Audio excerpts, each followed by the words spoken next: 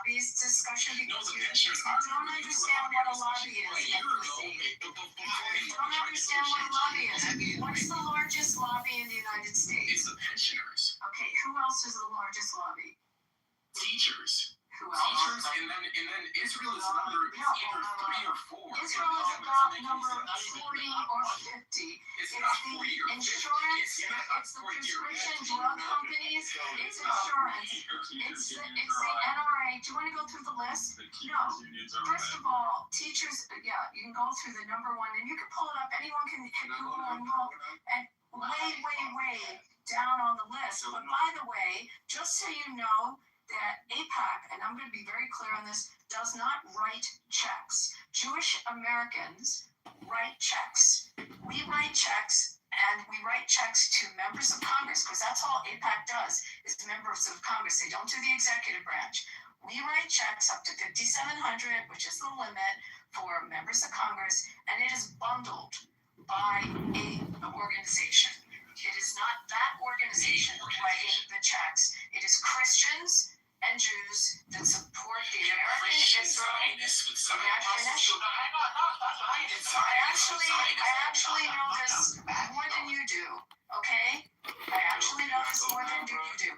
It's Christians and Jews that believe in the American-Israel relationship that write checks to the maximum of $5,700, and they give it as to an organization that bundles it and gives it as support to Yes, a super PAC in their top 5 strongest in the United States. Did I just say how AIPAC is funded? It's individuals writing checks. They're still top 5. It doesn't matter how They're you not top 5. Don't Google it. Don't Google the top 5. Not even close.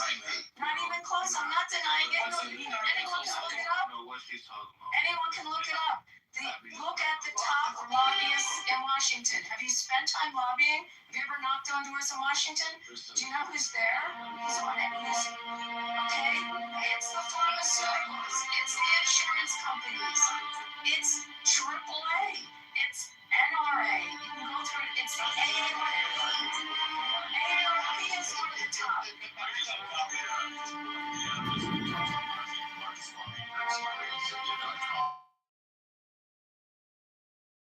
Even in the top 20.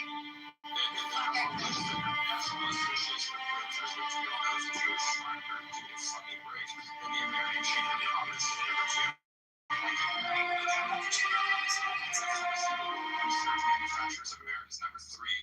American Hospital Association is number 4. Blue Cross Blue Shield is number 5. So again, not fair. Keep going, Ben, because there's lots of other ones. Number 6. American Medical Association is number 7. Number 8, Amazon. Again, I guess a Jewish front group, according to this jokester.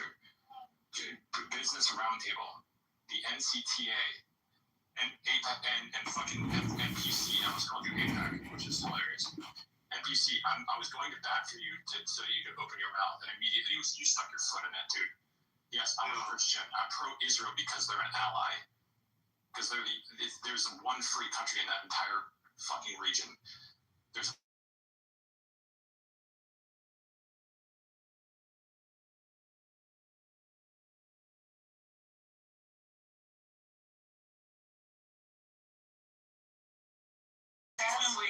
Lobbying is a great thing. It's part of your First Amendment, and you should all exercise your right to petition the government. Cass, go ahead. What's your phone? Okay, Cass, you've been waiting patiently. Thank you. Why do I have to wait that long? Because none of the people were talking. Now it's your I apologize that you had to wait for 10 minutes. That's cool though. It was like 20 minutes, but I'm gonna make this short though. I don't know why people are saying or missing the point when they say Jews run the world. It has nothing to do with just Jews being good at things. It has something to do with the intention of how and why they want the position they have and how they got it. We don't want that position. But let me go though, bro. A lot of corruption, a lot of lies throughout history. They've done a lot of bad things. Now I'm not talking about all Jews. The structure is Jewish people are good people, and those bad people posed as Jewish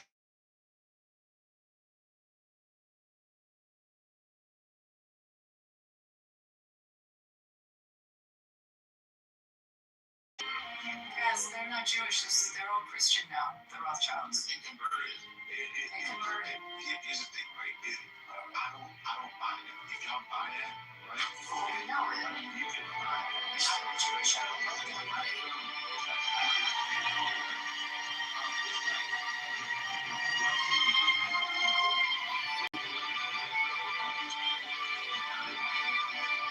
real. It's just a facade. People don't know facades. You know, where did that information come from? Have you ever met a Rothschild? Here's the thing, right? Throughout history, it's not like people are just saying this now. Everybody's been saying this throughout all of history about Yes, people say bad things of black people too, and I call that racism. What do you call it? Simple. They've been saying Yes, this about. as people say bad things about black folks, I call it racist. What do you call it? What do you mean? What's the point you're making? Well, you said the people.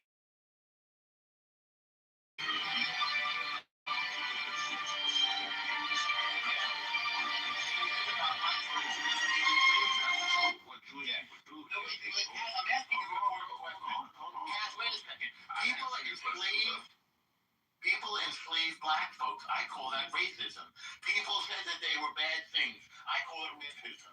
What do you call it when they call Jewish specific things? Whether they call Jews lazy, or they call Jews stupid, or they say Jews are on welfare.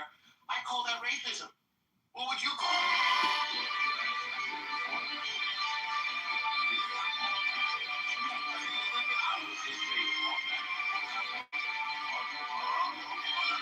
But All Jewish people are not like that. happen to run everything. Run They what? they have bad intentions, and Who they has spread a bad a lot of pedophilia shit. Jonas Salk had a bad intention, Cass. Did Jonas Salk have a bad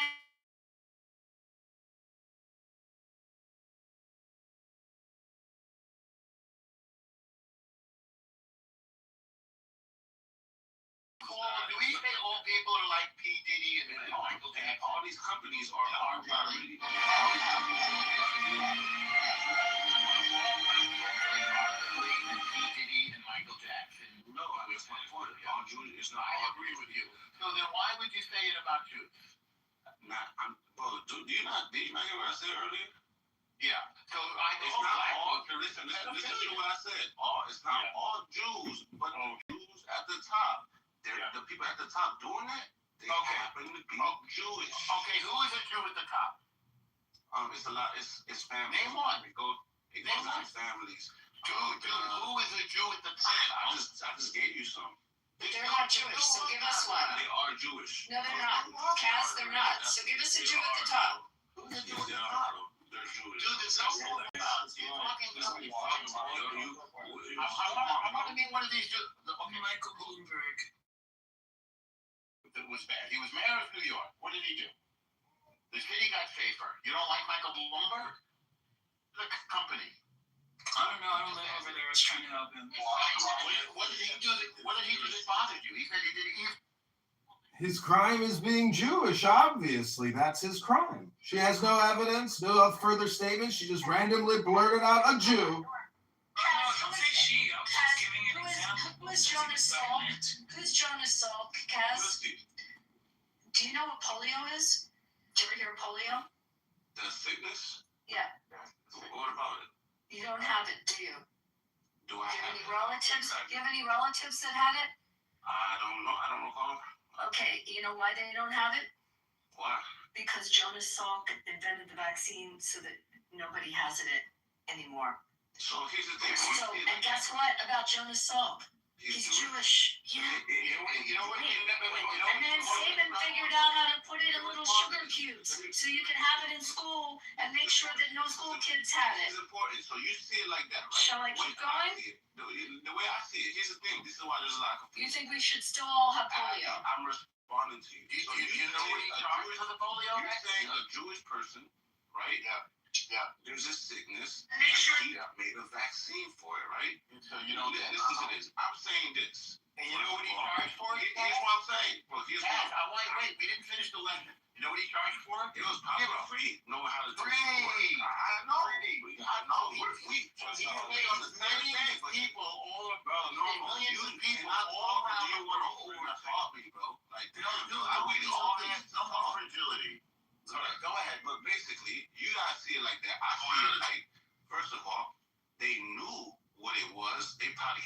something to do with it, and the vaccines are not what we think they are. Shit, so you're saying Jews brought polio into the world so that Jonas Saul could figure out how to cure it and take credit? Is that what you're saying? I think I just heard him say that. Did anyone else? David, did you hear him say that? The story you think it is not really that. We shouldn't trust the vaccines. And how do you even react to You this? know what polio is? People just want vaccines. People want these vaccines. Again, ladies and gentlemen, this is where the choice of you wanting to listen to this shit comes into play. It's a you problem if you want to listen to it at this point. Okay, so there's this, like, I'm not trolling at all. This is what you're actually they create the problem. Yeah, he's like incredibly anti-Semitic, like honestly. Why? Just because they want to that's what happened. Look at the Epsteins. They're all Why don't you guys do this? look at all of the Epsteins. I'm tired of these people. You just said all of the Epsteins, guys. Literally, you just said all of the Epsteins. I said, look at Epstein. No, you said, but look at all of the I Epsteins. said, look at Epstein. Okay, all right. Let's go one at a time. Let's try to elevate the conversation a little bit. For the record, no, Jews did not invent polio. Jews did create polio. You think you would know if they did? Yes, of course. They wouldn't put it in. There's no such thing as inventing polio. It's a natural. No, but you guys did, but normal, you guys did invent the transgender What are you surgery. talking about? Y'all pushing that transgender shit. Let's move on. All right, thank you for Let's be real about it. Let's move on. It's so unfortunate because, you know, this kind of rhetoric actually is like a double-edged sword. It like hurts you guys, like the Jewish people in the room, to keep hearing this kind of narrative, and it simultaneously destabilizes like all of your contributions. Well, that's why I like to say reading poetry on Clubhouse is extremely valuable, because if all you did was listen to our words all day long, well, then you too might become an R word. Your audiobook that you choose to listen to is important. Therefore, use discernment and discrimination to know how much is too much Clubhouse. Hello? Here's my big issue with a lot of this stuff. It's what's happening is that they're creating unfalsifiable arguments. I mean, when I say they, I'm going to be specific here. I mean, anti-Semites like Kaz. When he says they, he roughly means the Jews, but apparently not all Jews. But what he's doing is he's creating an unfalsifiable argument.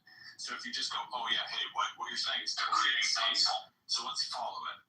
Then he goes, okay, well, so again with the polio vaccine, like, oh, the polio vaccine was invented by a Jew, and then he goes, oh well, then polio must have been invented by a Jew. You see this again? This is not exclusive to Kaz. This is like other people who are anti-Semitic as well.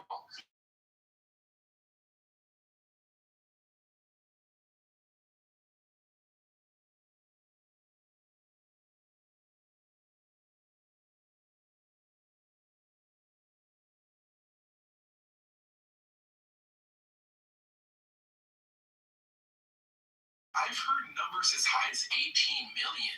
No, that's not the direction he's going. If you see, let's not be intellectually dishonest. Please, let's not be intellectually dishonest and giving. What do you mean? No, I'm giving Kaz credit. It's as high as 18. But we're talking about the person here right now. And the person here right now, those estimates go down and not up.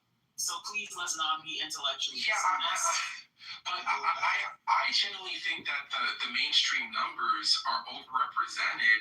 Oh, here we go again with overrepresentation of Holocaust victims. Why do we tolerate these people? I do not know.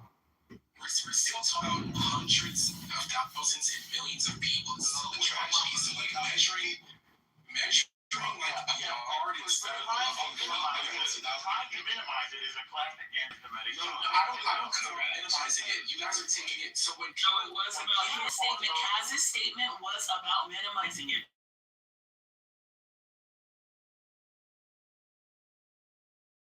Yeah, in this room, I understand English. I disagree with the way that you're taking it, and the reason why is because they're not doing something positive. I'm not saying that he's doing something positive. Well, I think it's just your opinion that you understand English, because I asked you earlier if you knew the difference between an opinion and a fact. He didn't know the difference between an opinion and a fact, and he just keeps talking like a motor mouth, like how I'm doing, and we just keep talking over each other, because one of us must definitely have a mental health problem. I'm going to say this again. I had to take a few phone calls and do a few meetings because I'm trying to control the media and the banks and the world and Donald Trump and polio. You know, we're going to go one at a time. Universal, please don't interrupt. So for those... Oh, I just wanted to be a part of the conversation. Sorry. It's all right. For those who didn't know, Holocaust minimization is a classic anti-Semitic trope. Why? Because it's part of this whole idea that Jews are controlling the story, and Jews are controlling the media, and Jews are playing victim, and Jews are lying. That's where that whole thing comes from. So you have fallen victim to a classic, really it's a Nazi trope.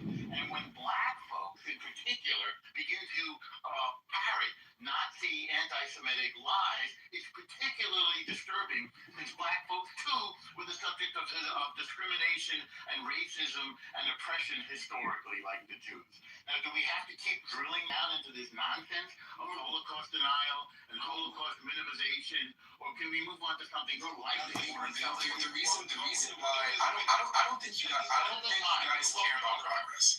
And the reason why I don't think you guys care about anti-Semitism. Norm, talking. What were you gonna say? This is what I'm gonna say. Yeah. Before Abby got on stage, I think I was misunderstood. I was trying to basically build a bridge with not Jewish, but have a conversation with some Jewish folk and kind of tell them, hey, there's a lot of people that you guys are calling anti-Semitic that are not anti-Semitic. This is the best thing that you can do because it helps the conspiracy theorists. It helps the conspiracy theorists because when you start to deny, oh, we're not overrepresented in the media, or if you say that Jews are overrepresented in the media, you have to feel like you're committing a crime. Like, there are certain things that you guys are doing that aren't strategic in my point of view, and that gives people like Kaz more credibility because you guys can't even have conversations. You can't even have conversations. Hang on. Do you remember welfare queens? Remember that term? What does welfare queens have to do with?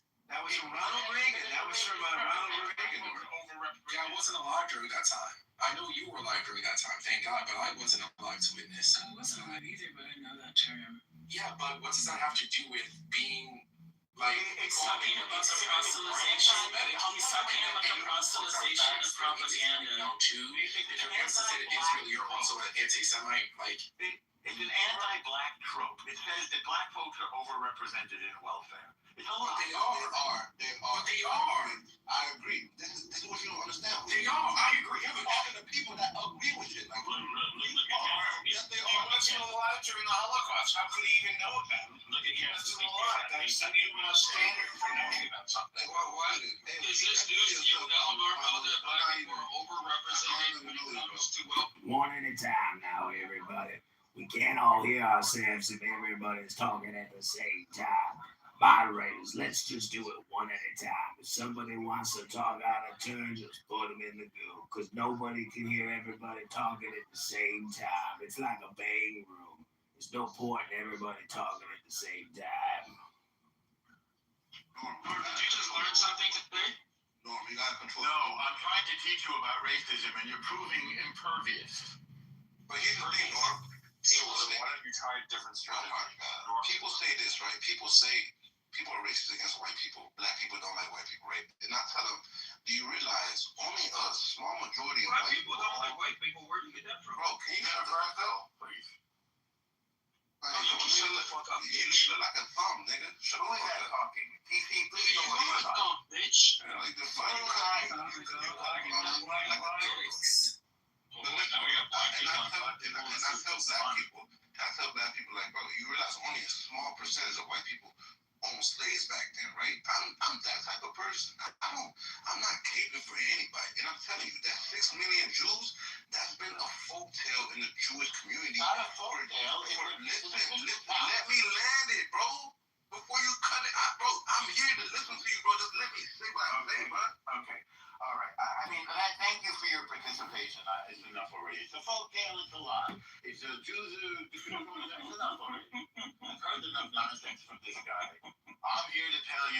folktale. Okay, it didn't happen, right? I mean, my mother lived through it, but she must have been dreaming. And by the way, all those dead Jews, any minute now they're just resting, and any minute now they're fixing to get up and walk. So, thank God for that. They're all coming back to life. It was all a big misunderstanding. The craziest part, Norm, is it's the most documented thing ever. These motherfucking Nazis, they were proud of it. They didn't deny it when they were put on trial. They said we were following orders, but they didn't say we didn't do it. It's the most documented thing of all time. It's like October 7th. The terrorists would go out there and they're videotaping themselves raping and killing. There's always going to be somebody. I mean, God bless Kanye. Kanye said that slavery was a choice. I guess this guy must agree with him that slavery was a choice. Yeah, but the thing is, when Kanye said that, I believe that people get to say like things that they believe in some instance. But at the end of the day, y'all can talk all the shit y'all want, but people notice patterns. At the end of the day, we got pattern recognition seekers, distributors of hate speech like NPC, low IQ baboons that don't read poetry. NPC, what's the last poem you read? You're going to start alienating people who just have questions. Yeah, and when you alienate people who just have questions, it makes the people you're trying to provoke people. conspiracy theories. You just want to provoke people. You're trying to provoke Jews when you say the Holocaust didn't happen or it's a folktale 6 million years old. I don't have a source for that. Yeah, NPC didn't say that. Randy, NPC didn't say that. But whoever said that it's a 6 million is a Yeah, that person's been read removed. that in the book. But they didn't. But there's no source for it. I didn't mean to say baboon there. Could have just said dumbass. That's really what I meant to say. I just seemed like that was the next logical word for me.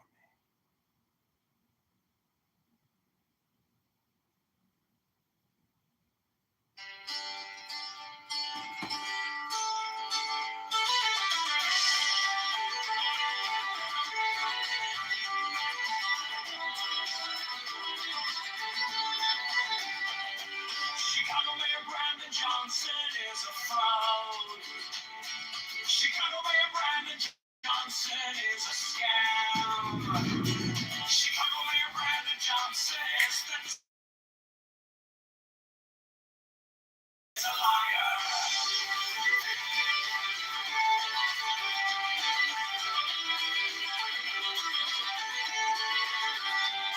Chicago Mayor Brandon Johnson is a criminal. Borrows $1.3 billion to give to Croydon. Profits the C2U is a mafia propaganda. Organization affordability is a scam. Brandon Johnson is the tax. Open the books, transparency now. Public spending tracker now. Brandon Johnson is the tax. Brandon Johnson is the tax. Brandon Johnson is the scam.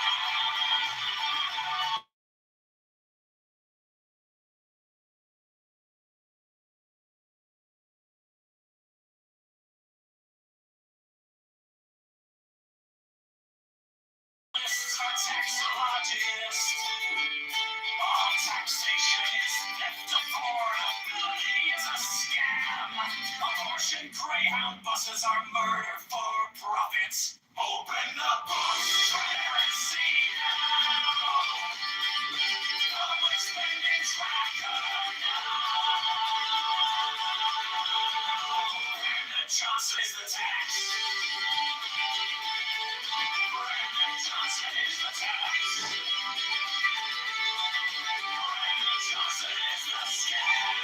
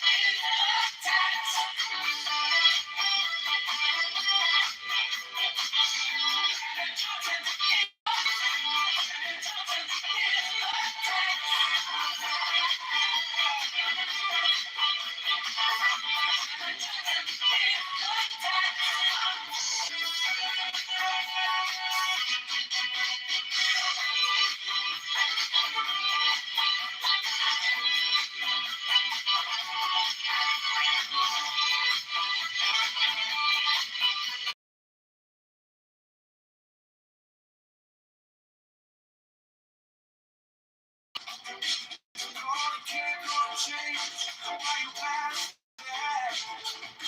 Your friends at the table, eating out the back. We're stuck in the checkout line, doing the math. You borrow a mountain for a parking lot dream, and you think, like it's free, free, free. We wake up to laugh with the red and scream. Every promise on paper feels cheap to me. Brandon Johnson is attached. We're the ones who pay it back. All the bills that don't spend. Cash goes out for nothing. Open up the books right now. Show the numbers and right now. Transparency on it. Brandon Johnson is attached.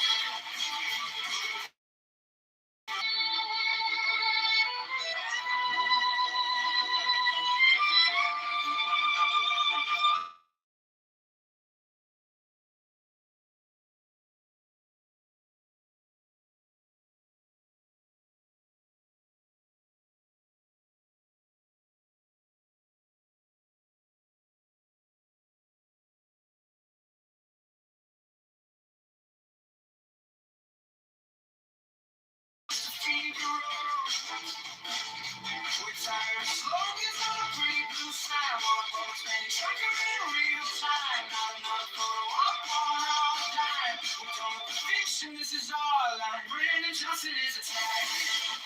They're the ones who bring it back. All the building on the spin. Cash goes out with like this. Open up the books right now.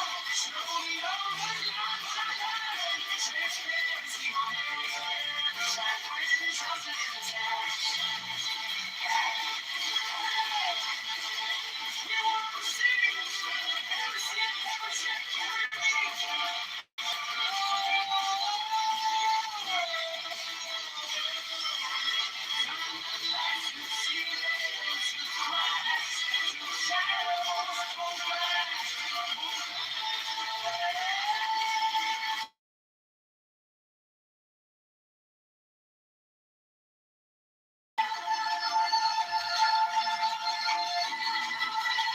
Brandon Johnson is the tag.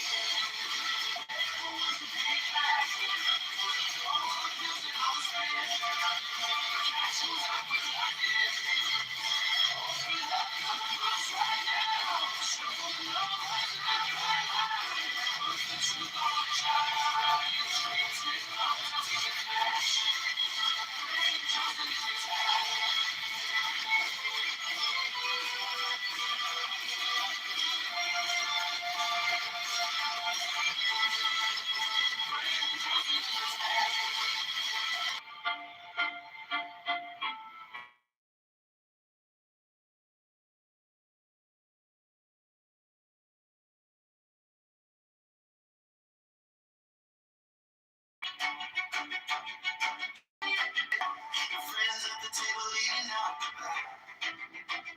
We're stuck in the checkout line, doing the math. You borrowed a mountain for a parking lot dream. Shining name on the guy, like it's free, free, free. We wake up to laughs with a red and scream. Every promise on paper. Feels cheap to me.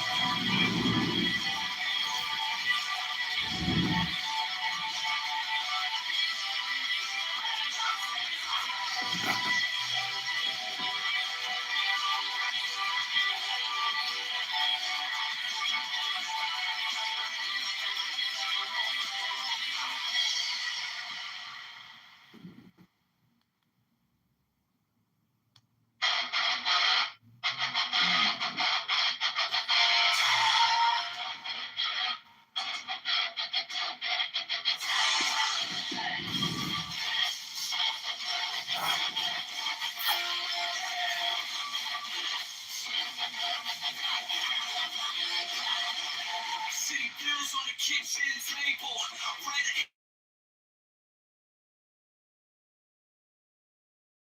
young hand in the playground. One tree in the dark who's counting. He's lights up, down, CPU's space like a strip from a play. Kids use his pops like a cash.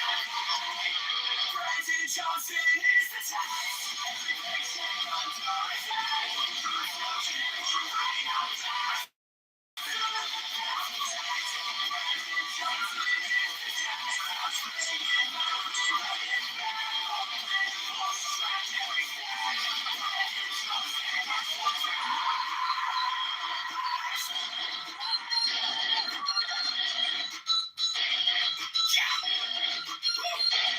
affordability, just a slogan on a flyer. Raise God, fire while you call me an empire. You brand every critic and enemy off. I'll always do the math that can't cut off. World basement, riots, and get back. Chasing a riot, you must fight. Just give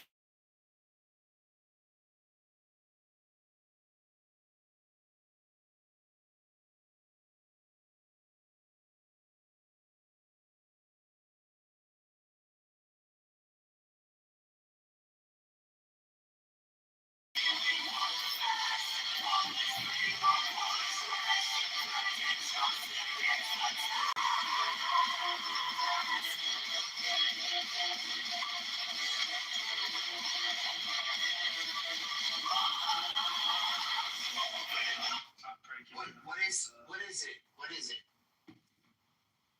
What do you mean? What is it?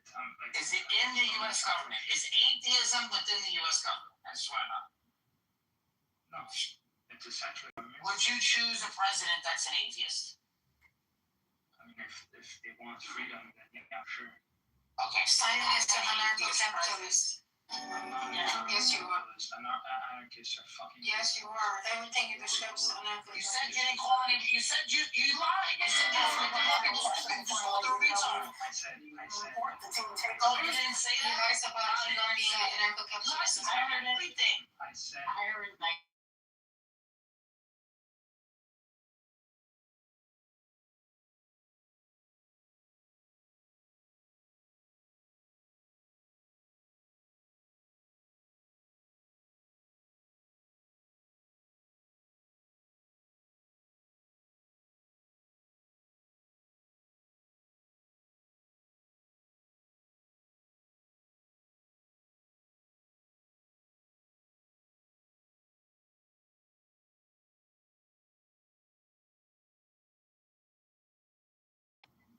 I think that they hold a stupid and very evil position. That's projection. That's Simon projecting, obviously.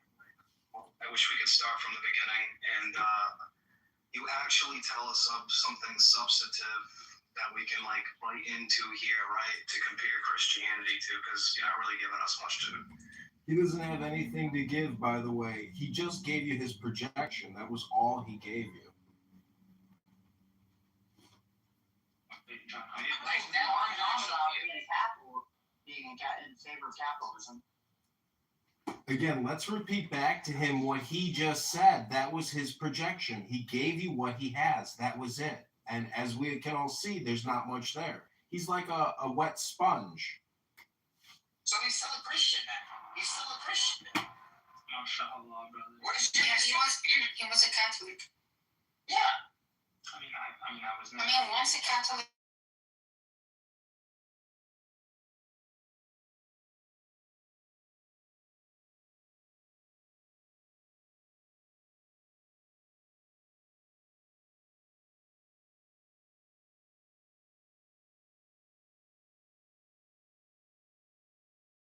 When he was 7 years old, he's grown in intelligence, as you can see. You can't even tie the shoe at 7. I was tying my shoe at like 4 or 5. You dumb fuck. I was tying my shoes at like 4. Is this your first time meeting Simon as he whispers in his closet as his fiance or girlfriend sleeps in the other room? This is what he does. He comes here, he says nothing. And you guys are wondering why you're frustrated? The man has nothing intelligent to say. Just challenge him to say one smart thing. He can't do it. Just gonna ask the question. Exactly. That's why I say he's like a wet sponge. There's just nothing there. you could squeeze it all you want, but you're not going to get anything but some water out of it. There's just no intelligence there. The man is like autistic. He's autistic, basically. Too much of autist. Not too much of schizophrenia. He's neurodivergent like Abby, but like unlike Abby escaped an actual biological.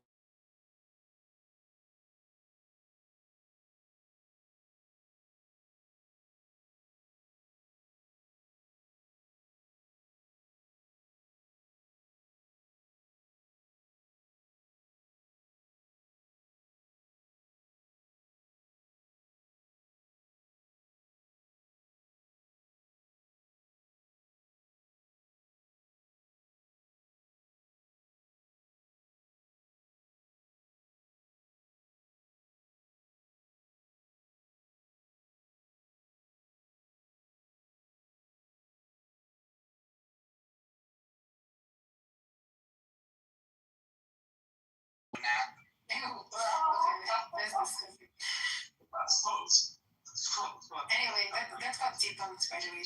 Those were not 7,000. Nobody can eat 7,000 calories. Are you kidding me? This motherfucker. How many questions he asked today? Not only was I actually tracking and giving you exactly like the pictures of what I was eating. Yeah, we tracked that funny. It was like 3,000 or something. Oh, that's extreme. There's no way. You break universal laws. Not really. Not really. It's another one of those amazing claims where he just asks questions all day long. Maybe he'll send you a picture or something. But again, if you think you're going to actually gain any kind of intelligence or anything useful or have any fun talking to Simon, you will be mistaken.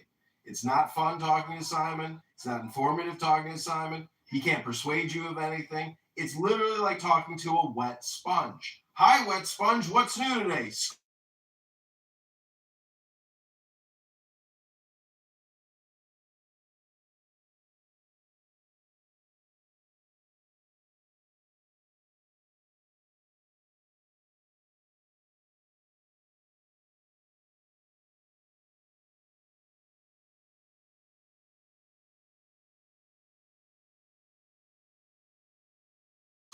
Yeah, all the prophecies that led up to the Messiah. You could debunk every single polemic at the age of 7. So then, how did you know that it was bullshit? What do you mean it didn't make sense? I said it didn't make sense to me. My mom would say there's this. You're lucky if Voltron makes sense to you at 7, let alone the fucking Bible. Are you serious? Exactly. Again, I'm not saying I was this like a genius. Just the way it was described to me, it didn't make any sense. I still don't understand Voltron. Who does? That's what I'm saying. Well, let's just admit he's the Mozart of R words on this app. He learned all of human history by 7. He learned all of philosophy, mathematics, everything. By 7 years old, this guy figured it all out.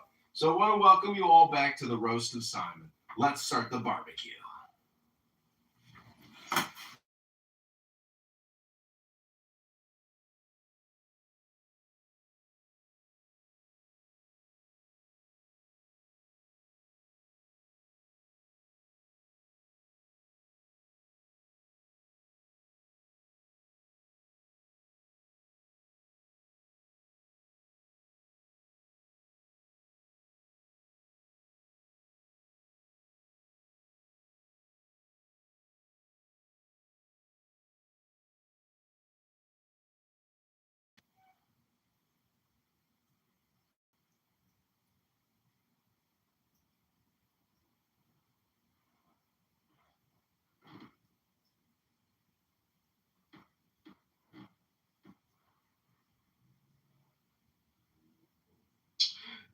All right, Simon.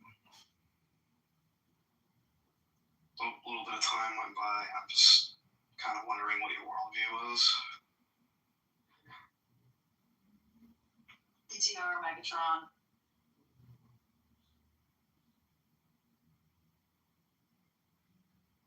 He is an objectivist while being very subjective.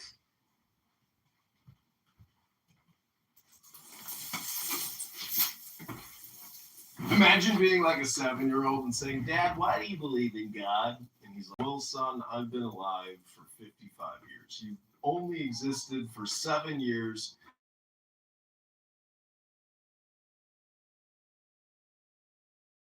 Experience life the way that I have to know that miracles exist and that intelligence comes from books, my son. But Dad, God is an illusion. You're just using your imagination. No, son, I've been reading books, and you're only 7, son. Please wait till you're at least 50 and read a lot of books and experienced a lot of life till you make your final decision and determination. Thanks, son. But Father, I've read Ayn Rand in the library. Ayn Rand changed my life, Dad. And you never read Ayn Rand. You don't understand about Anne. She's a genius, Dad, unlike you. Well, son, that's just like your opinion. I hate you, Dad. I wish you were dead, Dad. You're so stupid, you're delusional, Dad. Okay, son, take it easy, son. Take it easy, son. No! So here's where the real critique is going to come in, right? So I'm looking at what he's given me here so far, and I'm looking under. So it says metaphysics, reality. Reality exists independently of perception, objective reality. Epistemology, reason, the only valid means of acquiring knowledge. She rejects faith as a method of knowing. Ethics, now this is the interesting one. Rational self-interest, the individual ought to pursue their own flourishing as a moral good. Now that's kind of interesting because that same pillar almost mimics the one from the Secular Humanist Manifesto. So, right there on that, rational self-interest, anybody can rationalize themselves to anything. And the individual ought to pursue that as a form of flourishing, as a moral good, or as a moral good. It's not always going to narrow down to that, dude. That's not objective at all.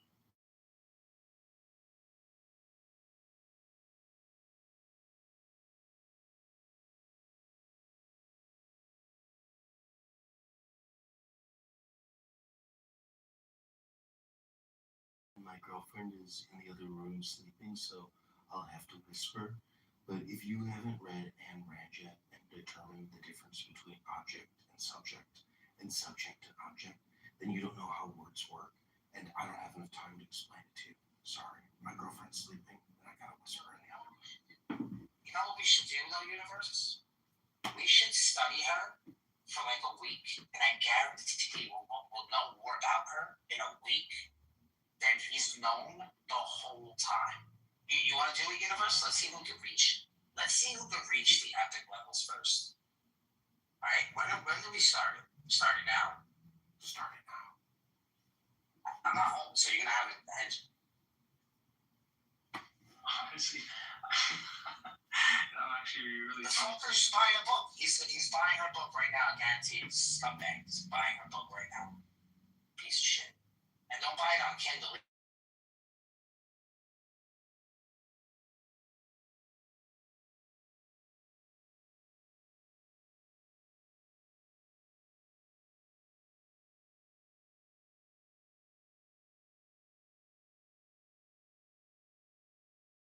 Simon in a little time because this is his worldview. Book right now. It's called Objectivism: The Philosophy of Ayn Rand by Leonard Akoff. When we read this book, Simon will become so irrelevant, he'll just disappear.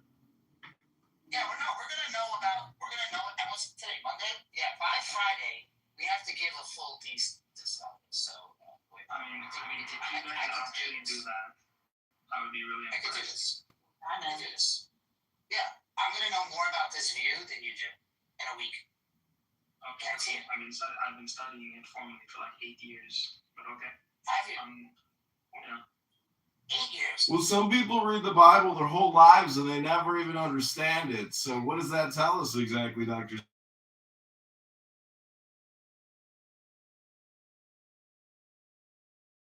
About the book Ayn Rand Library, the Ayn Rand Lexicon, Objectivism from A to Z, and we're going to test Simon's knowledge of Ayn Rand philosophy. No, we're gonna debate him on it. We're gonna own him. Like, I'm gonna become an objectivist by Friday. Sure, let's do it. I agree. I can't wait to see Simon disappear. Wednesday morning, I'm gonna be debating universe on this. Like, Luke just bought another Ayn Rand book for $4 called The Virtue of Selfishness, the 50th anniversary edition. Have you read The Virtue of Selfishness, Simon? Yeah, multiple times. You should probably read the Objectivist Epistemology, Intro to Objectivist Epistemology. I'm sorry, you were mumbling. What did you say? I said you should probably read the Intro to Objectivist Epistemology. That's What does epistemology mean, Simon? it's the study of human knowledge.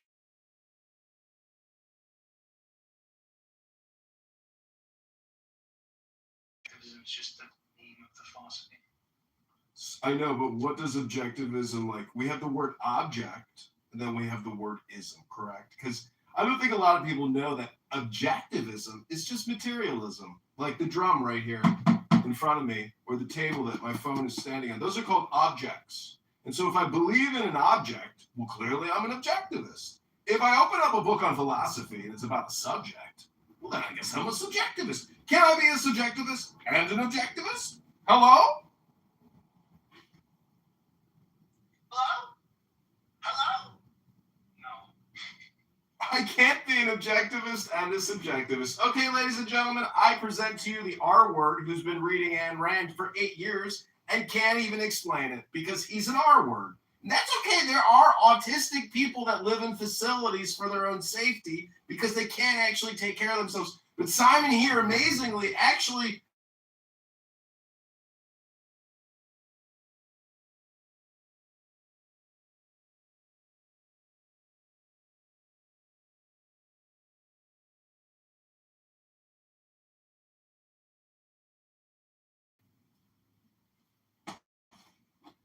$7,000 calories eating box. I mean, shit.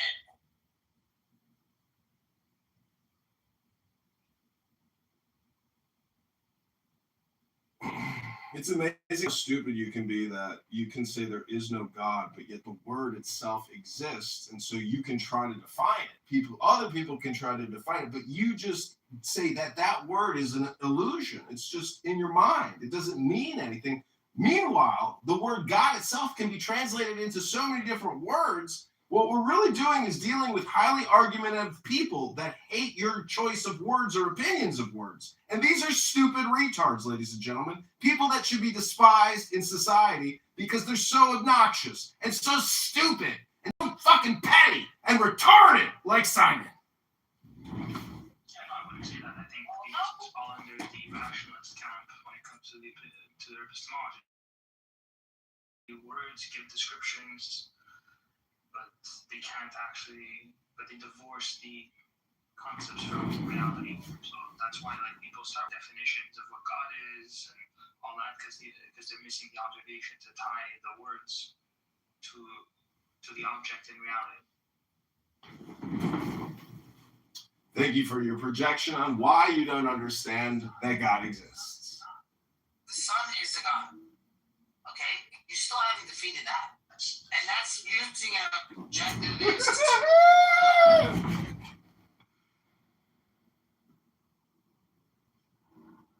Using what? Sorry, you completely cut out.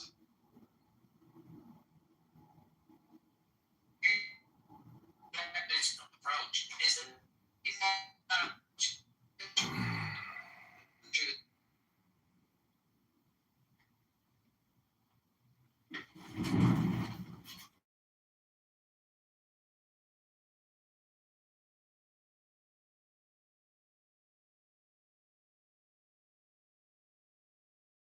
The sun is a god. My objectivist philosophical glossary and definition told me so. And so, I've refuted your claim with evidence, and I am not complete. Ayn Rand is a goddess, and if I could do cunnilingus on Ayn Rand's toes and every other part of her body, I would have loved Ayn Rand. She would have been the perfect wife, and I hope to God that one day I meet a woman like Ayn Rand who can make all my dreams of marriage come true. I am complete.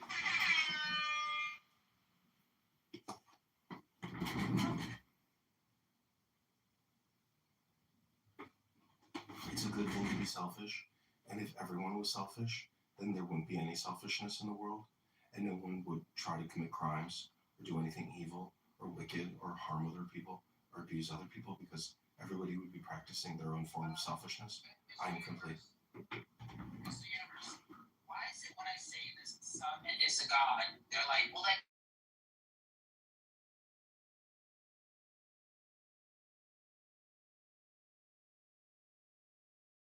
Don't understand science and laws of nature and mathematics and philosophy and chemistry and biology, and therefore we have a failure to communicate true definitions. I am complete. wait, math, logic, those things are transcendent. So obviously I could just use that as a god also. I know, but you have to present evidence to support your hypothesis. If your experiment can't be repeated, well, then it's not the scientific method. Without the scientific method, we don't know what is true. That's just your opinion. You don't understand the difference between truth and opinion. They're eternal. They're unchanging. Then I think we have to first define what is the difference between truth and opinion. Truth is based on facts. But is it your opinion that these are facts, or are the facts just merely opinions?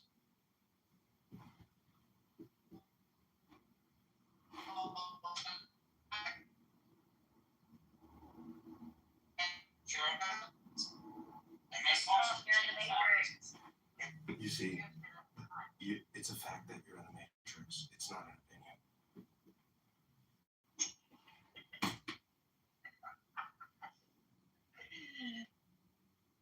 Ask you one final question before I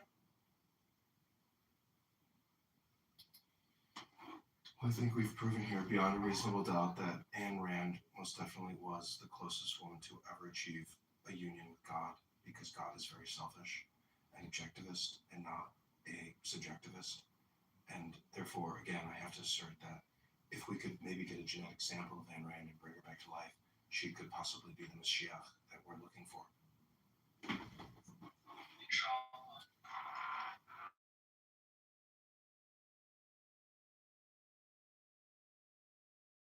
view of Ayn Rand. I'm taking the studies on, how they apply the things to the universe. Well, I've just ordered over 20 different Ayn Rand books, and by Friday I will be a subject matter expert, and then I will obliterate Simon once and for all. I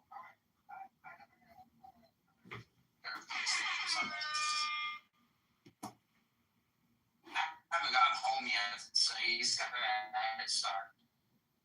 That's why I gotta keep talking to him.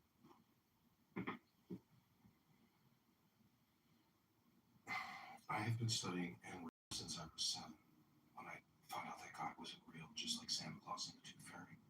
And when I realized that it was my dad dressed as this. You're just saying math and logic is my God.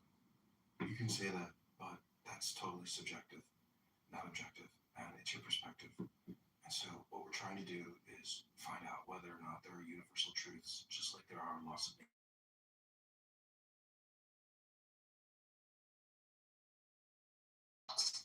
Nature, yeah, sometimes they're universal. I don't even know what you mean. Laws of nature, universal. What is that? Well, look at your PTR. Clearly something's going on there, and I would say that is reminiscent of the laws of nature, symbols and hieroglyphics, like you said, transcendental. Just like Ayn Rand, because when Ayn Rand had an orgasm, it was the best orgasm that a woman has ever had. Now, some might say that's subjective, but I witnessed Ayn Rand have the most exotic orgasm that a woman has ever had in a menage a trois. And see,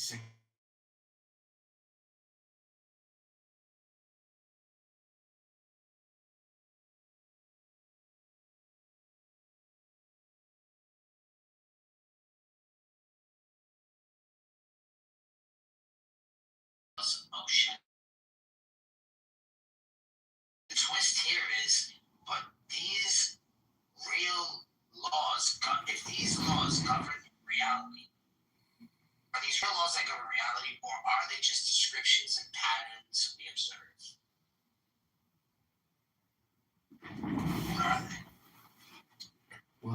could go in a wretched ass trench room, what we would call a bang room, and they will definitely say that they are pattern seekers and they recognize patterns.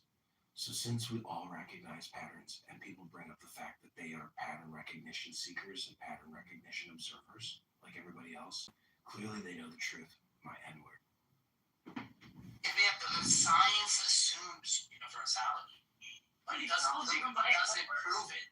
It doesn't prove it. Modern science runs on assumptions, like experiments done here.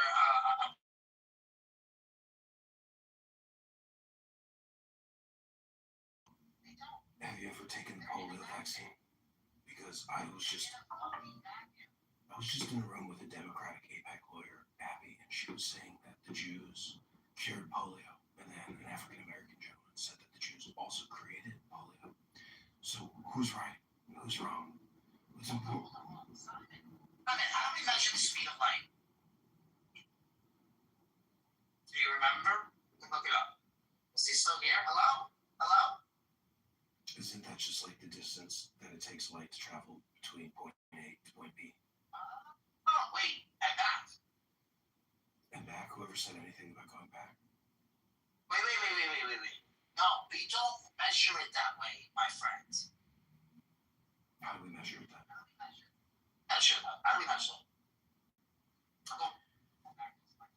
Hey, Grok, how do we measure the speed of light?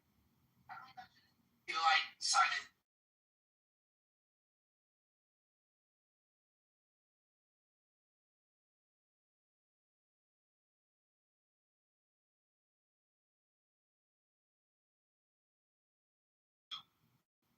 Like when you actually, like I can't remember the other philosopher. I can't forget whose rule it was, but it's a particular rule where you can't violate your own inference rule. So even on the epistemology of the very said philosophy that you're looking into here, Rand claims reason is the only means of knowledge. Faith is invalid. So like the counter here would be, the claim itself cannot be proven by reason alone without circularity. So like you're violating your own inference rule over there. And then it's a philosophical axiom, right? So we're getting into Agrippa's trilemma there. So you're falling under one of the horns of that, and it's not empirically or deductively proven as a result. So like, the system depends on an unprovable standing point while denying all others, like faith, that special pleading. So you even have an epistemic faith within this.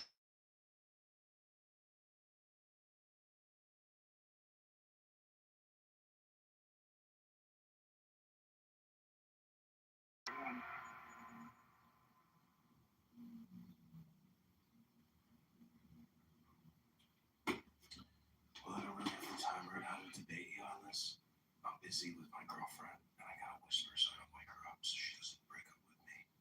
But what's important about Ayn Rand is that she was a publisher, and she wrote a lot of books about basically being selfish and conservative because the liberal left woke mob, which is taking over society. That's what she looks like. Don't judge a book by its cover. Don't judge a book by its cover. No. You don't understand objectivism. And you haven't read enough. You're still just getting home. You haven't read enough Ayn Rand books yet. Saying that like ethics based on rational interest, which I actually critiqued earlier, just kind of getting into it, but it's this.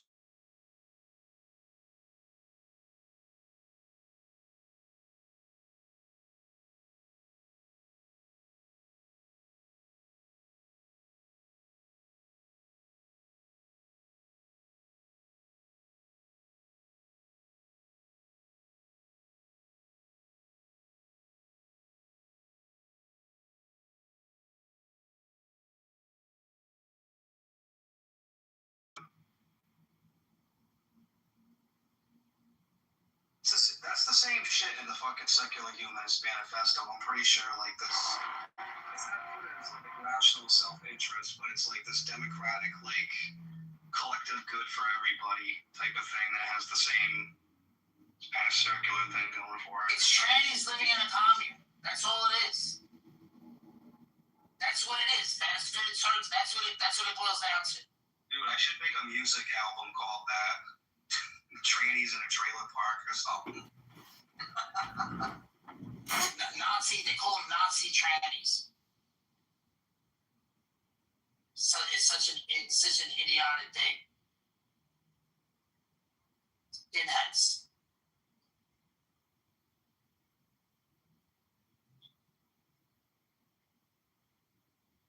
And Bob, he's got his baby in the background. He's caring for a child.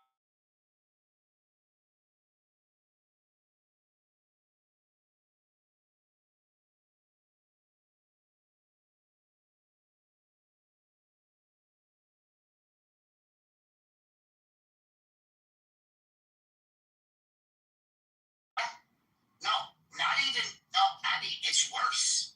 These gay parents don't even want gay children. They want to have grandkids. Think about that.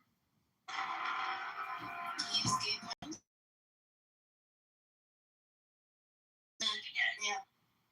That's not true. From an objectivist perspective, Ayn Rand would say that gay parents want their children to be happy, and that just because the parents are gay doesn't mean the children are going to be gay, and that they should pursue whatever sexuality that their soul tells them to pursue. And we've got Caleb down there who marries men underneath the chuppah, even though he's breaking Torah law, and he thinks he's just trying to make people happy, and he thinks he's doing good in the world, but really, he should try to teach them that why having, anal intercourse with another man, sucking another man's cock is like totally gay. And you should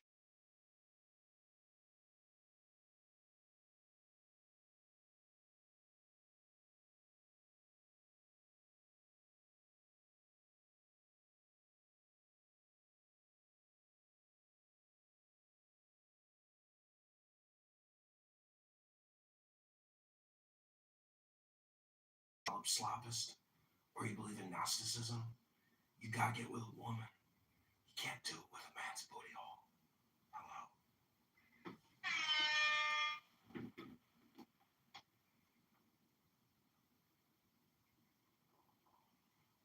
I did come to the conclusion the other day that basically solipsism is just Gnosticism translated into Slavicism. If you think that Gnosticism isn't the exact same thing as solipsism, I mean, I just don't. Can you defend that? Hello? We call them solipsistic, nihilistic, hard determinists that think they're in a brain about. Solipsistic, nihilistic, hard determinists. That's what they are. Oh my god. Wait, you said they think they're in like a brain vacuum or something?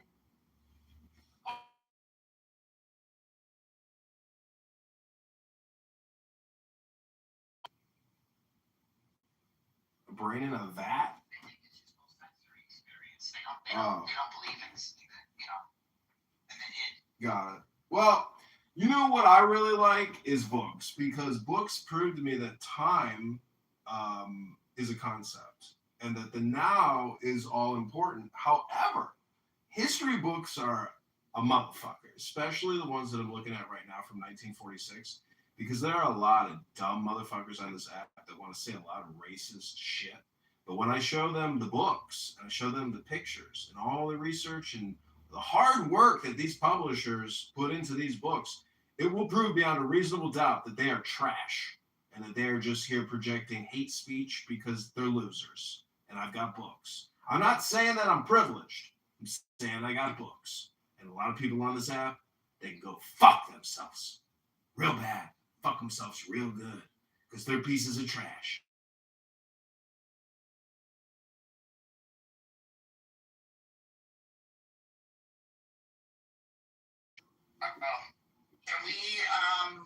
Can we what should we call it? Go over this woman's metaphysics. Yeah, metaphysics.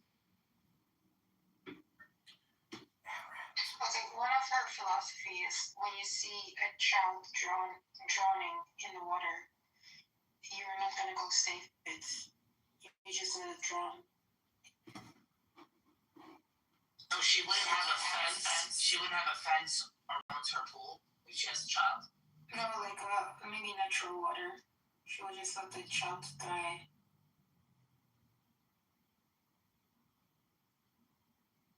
Crazy. So I Googled what are Ayn Rand's most controversial statements. This is what it says. So this is the objective reality, the metaphysics.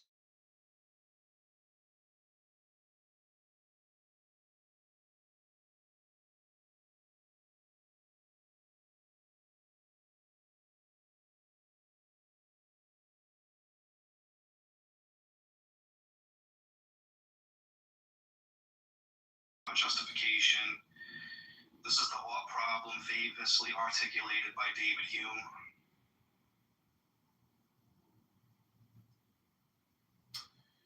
Government is a menace. She regarded government as a dangerous threat to man's rights, arguing that its only legitimate purpose is to protect against physical force, as discussed on. Yeah. I figured that one. That's. Yes, Also, life is a sign of lack of self-worth. As they like to say in the community, worth. Toofs. They got teeths. They got 2 toofs. She defines femininity as the essence of femininity is hero worship.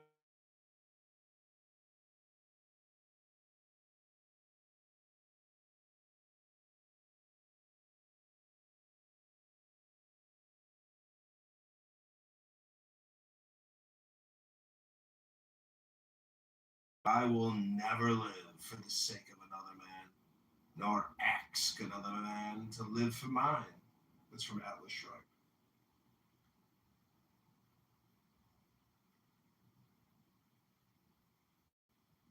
And when Abby was saying that, Ayn Randians wouldn't save the dying baby in the river, I think that's a little ridiculous, but that's what Abby does. It says here, the virtue of selfishness, Rand argued that pursuing one's own rational self-interest is the highest moral purpose, rejecting the idea that people should sacrifice themselves for others. So it says it's the highest moral purpose, but is it the most intelligent purpose? Hello? Well, she negates altruism. So there's no altruism in any of this. Oh, Steven's here. So she didn't have any kids? She didn't have any kids? No, she had 16 abortions. Unfortunately, she couldn't menstruate after the 17th abortion.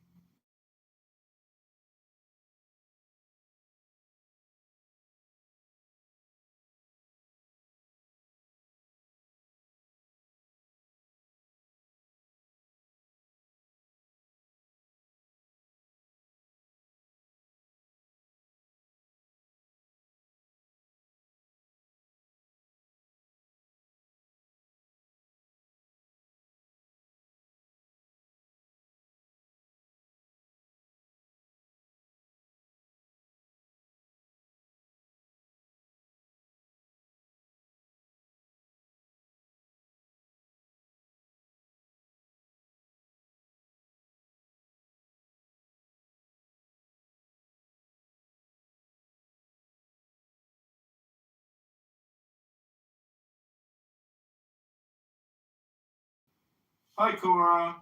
Don't worry, Cora. I won't hit my bell. Welcome to Is Atheism and Ayn Rand a Worldview?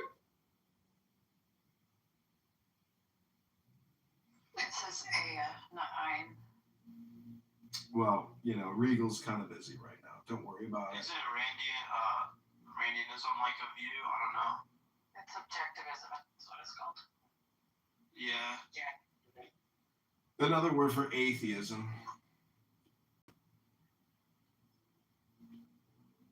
Oh, did I spell that wrong? No, you spelled it right. Did I spell it right?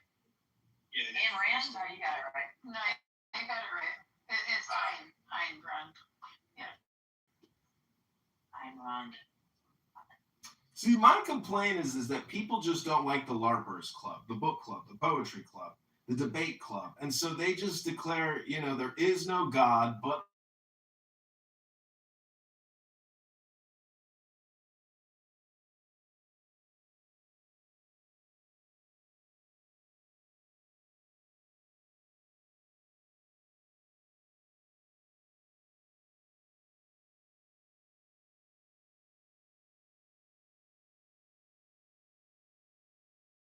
with the big There's S. no distinction between anything. When things are illusional, then there's no real distinction.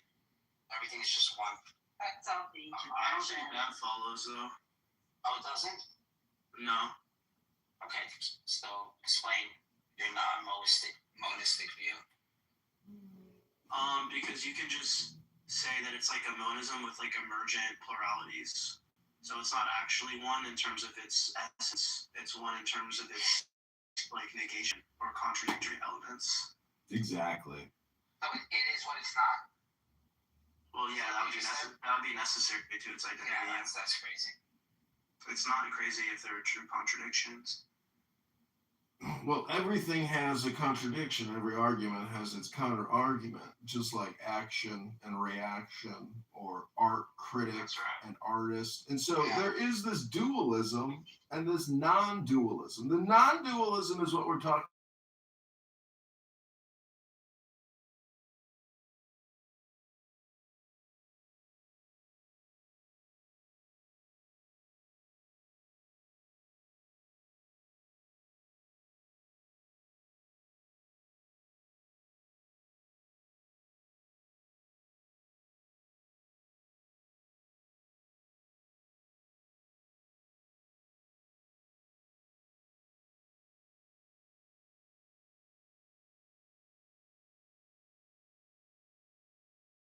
Well, the point is that like there are examples of true contradictions in the real world. Oh, really? Yeah. Graham Priest gives like plenty of examples. I'd be like sympathetic towards his view. No, I get it. I get it. I mean, I'm putting the tarp over my, foundation. They said it's gonna rain. Do I definitely know it's gonna rain? No. Am I gonna take the chance and having to pump out all the water of this ditch instead of just putting a tarp over it with a pump, so that if water does get in there, I don't have to go crazy doing this the next day when I get there in the morning? And I'm still hiring the guy to get there at 5 to check the pumps. So, what if it never rains? Is it a contradiction? Yeah. Never happened.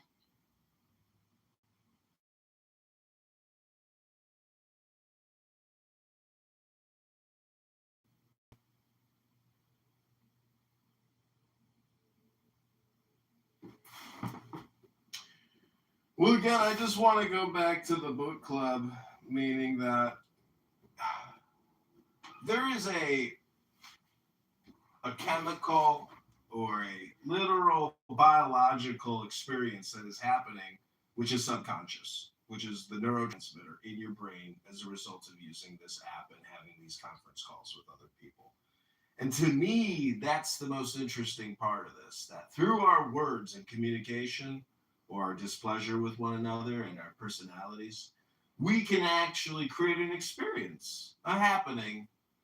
And unfortunately, there are just so many people on this app that are just learning English for the first time that you have to realize it's just an ELS support group app for people that don't speak English so good and stuff, kind of like,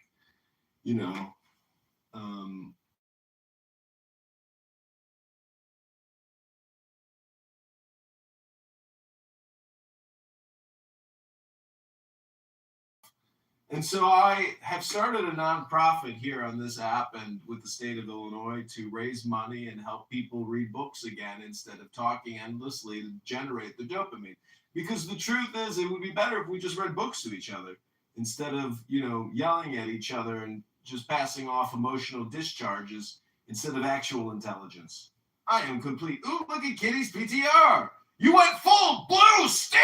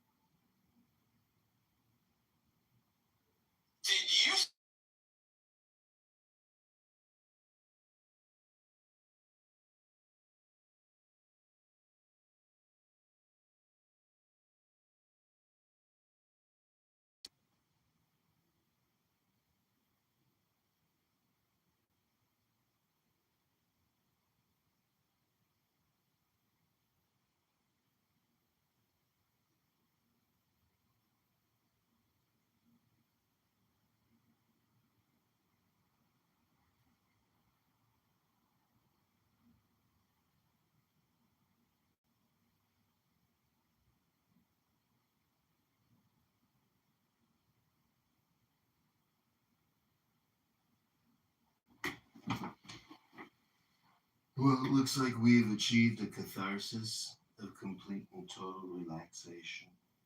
I would just like to read from the book Muhammad, Charlemagne, and the Origins of Europe by Richard Hodges. This is page 55. It says, Heraclius's victory distracted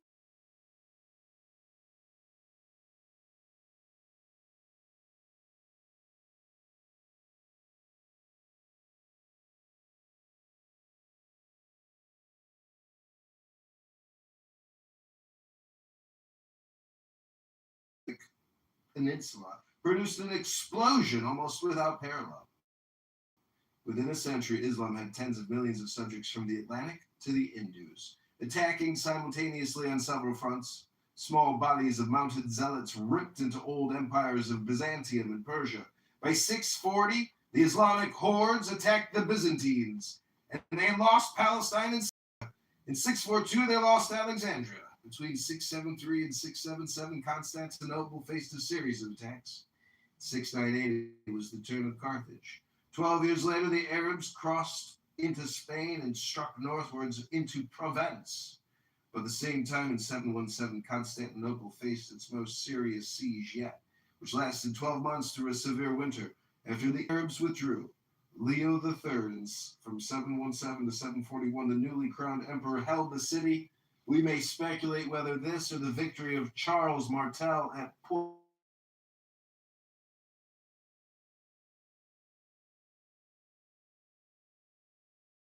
Islamic Empire suffered its first political strains, and the Umayyad dynasty of caliphs was overthrown by the Abbasids, who shifted the Islamic capital to Baghdad.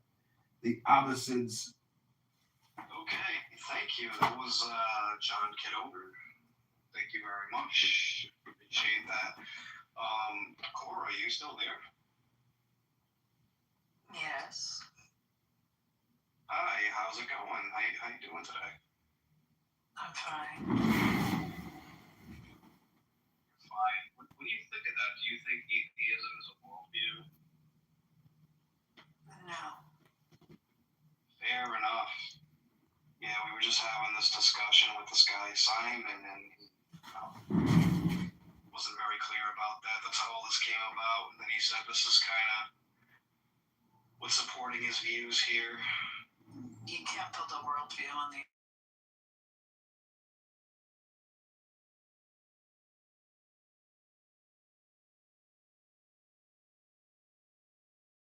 change it around or make, set the topics if you want. I'm gonna jump up for a minute. I gotta make dinner, dude. Can't stay on here all day. Alright, have fun.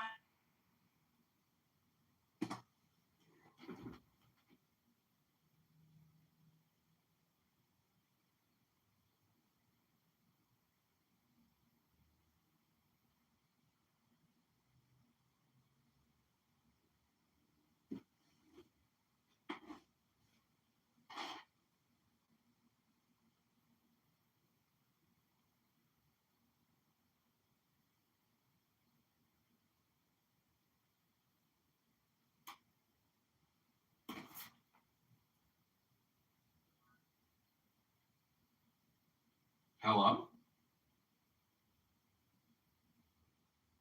Why is because you have to have an effect that immediately affects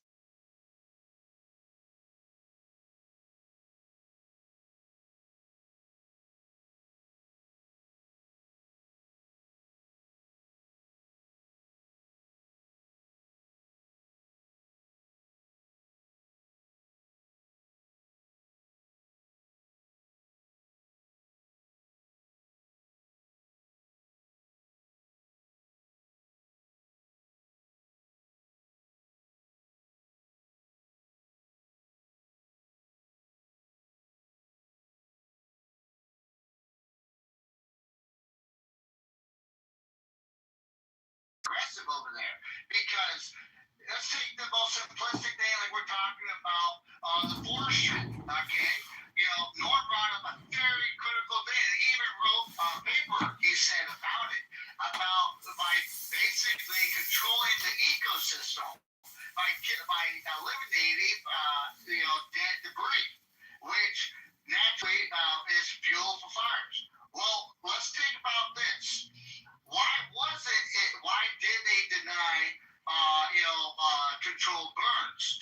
destroyed. Why? Because someone convinced a politician that it's going to be bad for the environment.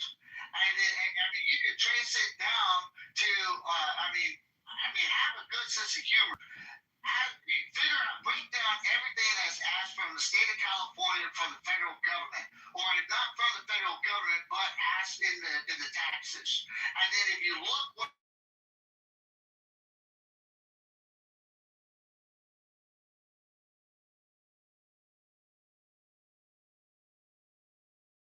why is there multiple NGOs handling a specific subject?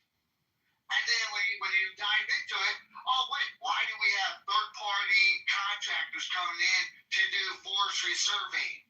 Why do we have third-party contractors coming in doing biological, engineering or biological survey? Why are we third-partying it? Why? So that way we can find out where the money's being funneled. You're paying so much taxes because, in my personal dumb opinion, and you guys probably going to tell me I'm dumb for saying it, is when you have NGOs, you have an excuse to move money around that they're going to have to, instead of a FISA report, they're going to have to go to, they're going to subpoena documents, subpoena the books, figure out where the money's getting tracked. And we all know that can be a 12 to 24-month process.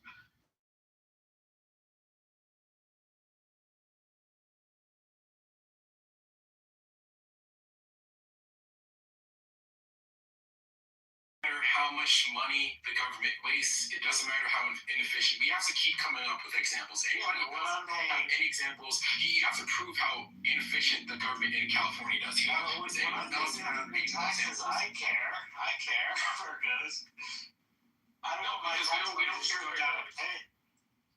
Because life is as simple, politics is as simple as this. Get more money from the rich and everything else is going to solve itself. Once we have more money, it's just going to solve the problems. No, dude, It's not about anything other than that. minimizing it down to just that is like being disingenuous about what's being said. It's management of more money and wealth. That's the problem. How do we manage it? How do we tax people with a lot of money? It's like it's something new. It's a new phenomenon. It's like, how old is it? Within the last 10 years, people are like billionaires. We haven't seen this before. How are we going to deal with that? We have to. When you see it,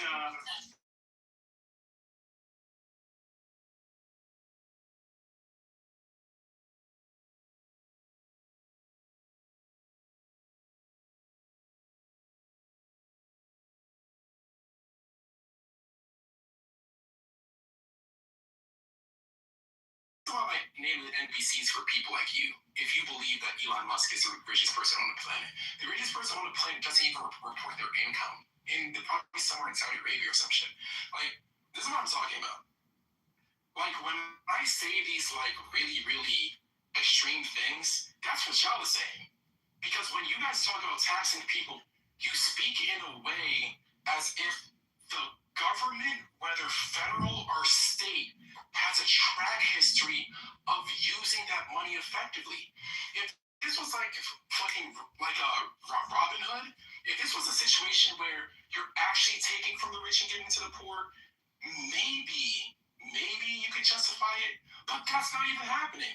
You talk as if that's happening. The government takes $1, it spits out a nickel, gives a nickel to the poor person, and then the 95 cents goes somewhere else.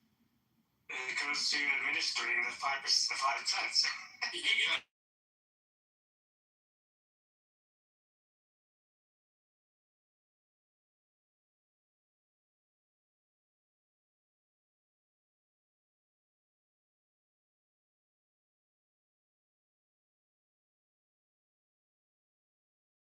You're saying, why would we tax rich people if the government's not going to use it efficiently to give it back to poor people? Well, why the fuck would we tax poor people and give it back to rich people Poor people inefficiently? don't pay What taxes. stupid fucking logic is that? Poor people don't pay taxes. So, everybody needs some form of did you know that Elon is rich because of subsidies, because of taxpayer money? He got money for it, guys. How about we stop taxing poor people to give the money to rich people? Poor people in California absolutely do pay taxes, by the way. Because even the I'm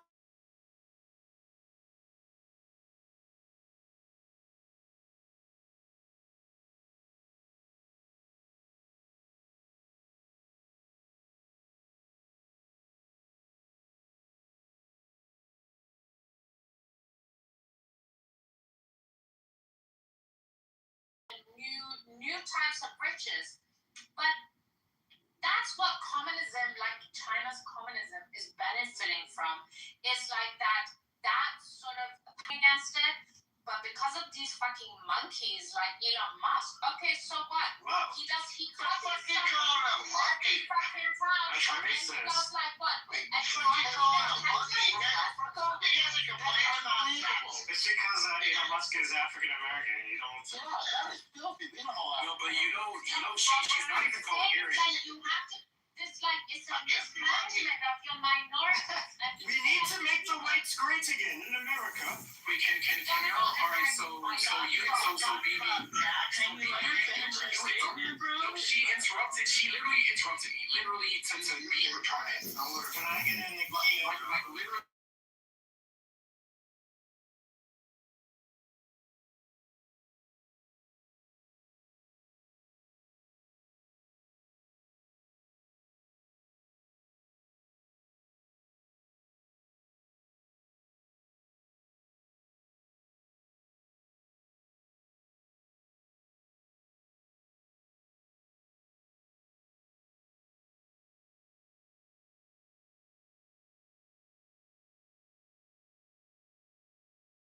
We all know that increasing the amount of money that people are paying in taxes, first of all, it's the biggest lie that they do. These taxes end up hitting everyone eventually. The second thing is that increasing the amount of money isn't going to solve the problem. So if increasing the amount of money isn't going to solve the social problems that we want money to do, then what's the point of increasing the thing? That's my only point. If we know that, hey, increasing the amount of money is not going to lead to the result that we want, then what's the point of insanity. Exactly. Expecting it for NPC, can I make a minute statement to you? Just a minute one. The reality is, okay, yeah, we have taxes, but a smart man knows how to play the taxes. Just read it, like Mr. Normo said to you. If you want counseling, talk.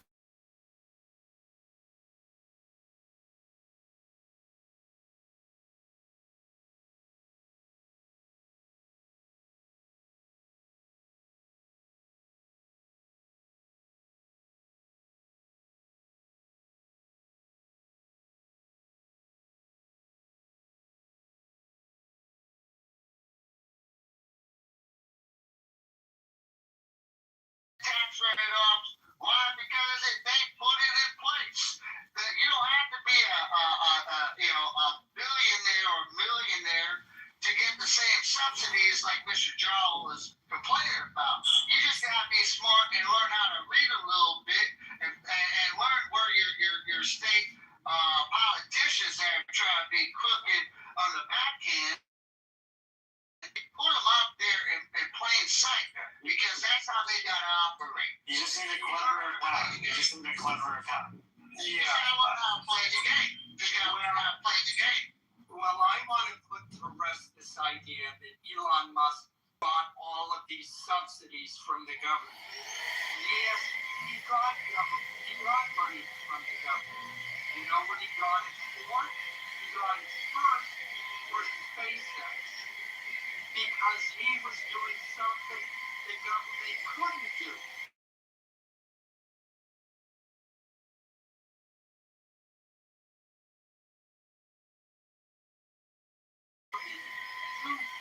To carry out policies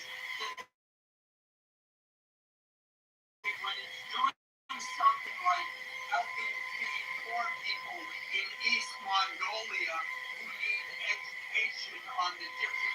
between leftist and right, and leftists, need to be educated on leftist queer artwork in New York City as it developed in the 1950s. They're happy to fund governments like that.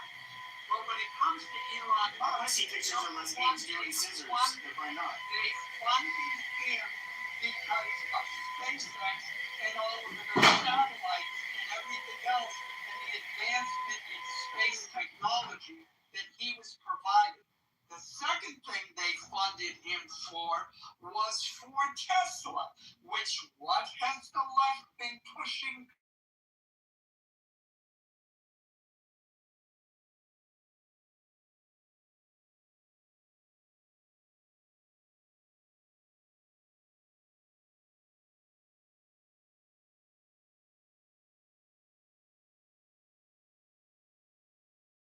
Tennessee or maybe Arkansas.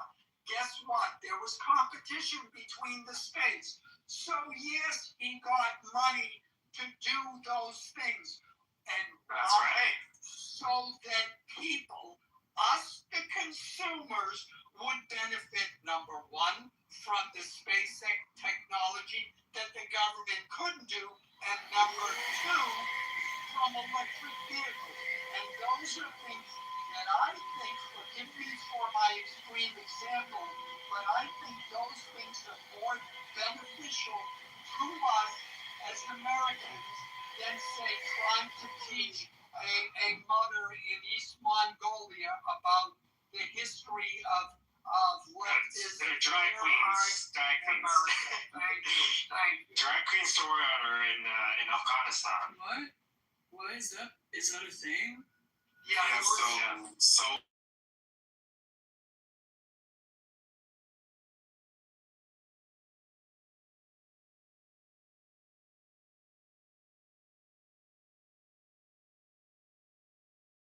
I mean, like, wouldn't that just come from a different part of the budget? yeah, that really comes more from And, the like, CIA. really have no overlap?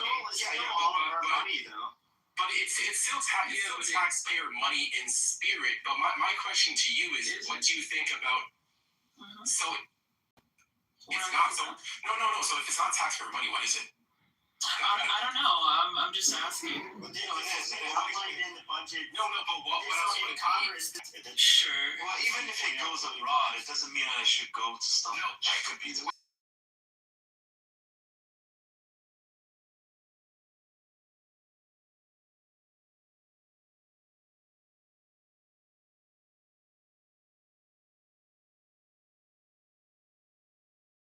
Are like not actually necessary and like oh my god, can you shut up, Daniel?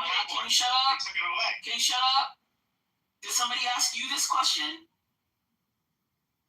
Thank you. And just taking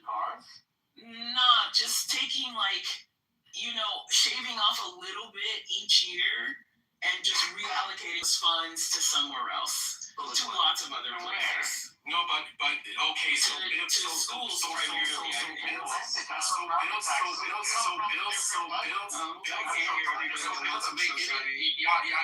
So built into the question is the premise that money can't solve the problem. Yeah. So Money can't solve the problem. No. I made the hypothetical. The hypothetical is that adding money won't solve the problem.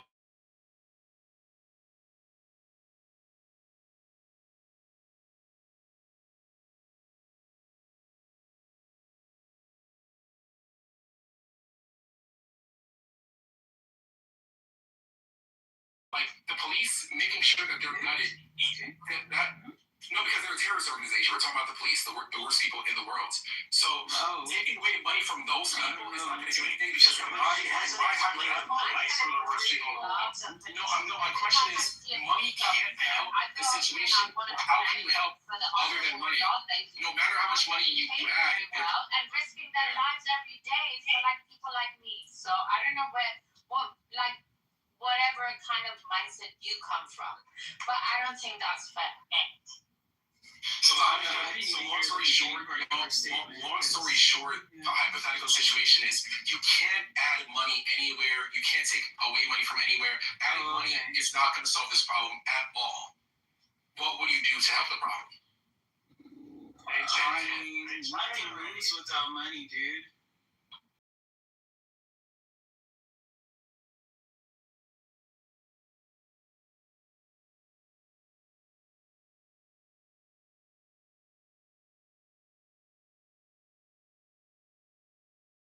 Things outside of the school to really make any kind of fucking difference. And often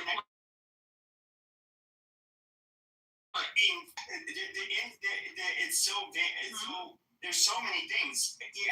What control can you have? Like, for example, how were you raised? What kind of parents do you have? Are they even around? Do you have what kind of environment do you have? Money can't even change that. It can. No, it can't actually. I mean, for example, No, it can't. I'll tell you why.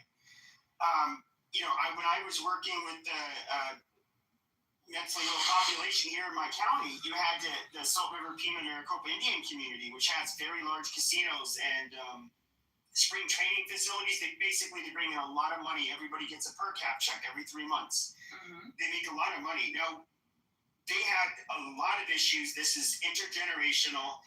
What they ended up having to do is once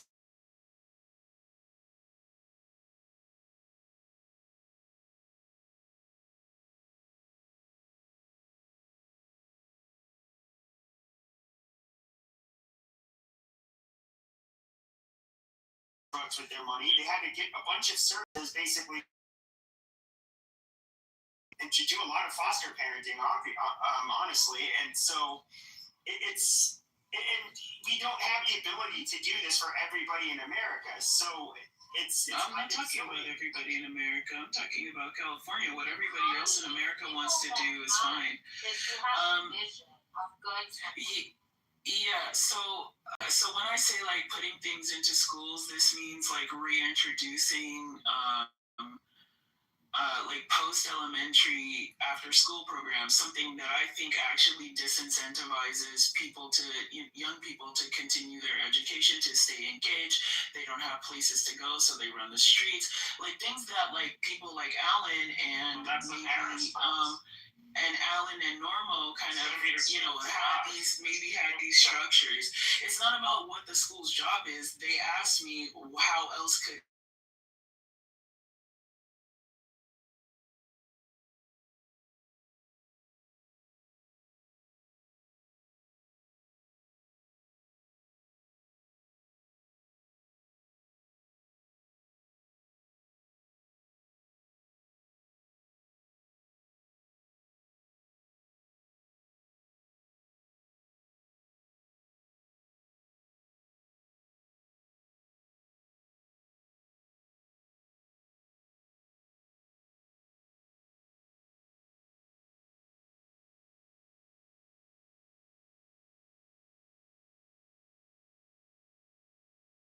and so poor people were a lot poorer back then. But even then, you can save money and all these. But why is one of the poorest communities in New York City? Why are their kids? Why do they outperform every other group? And that's the Chinese. Literally, more than half of them live under the poverty line. They do better than every group. I don't know, dude. It's because the Chinese control the media. Cultural. I mean, they have a whole part of there might be cultural pressures from the parent to achieve. Well, then maybe there's culture that needs to change in America too, because it seems like it's not money; it's culture. Did you just say the oppression? Did you just say the oppression to achieve? Me? Yeah. No, I said there might be cultural pressures to achieve. Like this is like a common narrative amongst migrant, refugee, and immigrant people who live in you're right, but like so my thing is like, all right.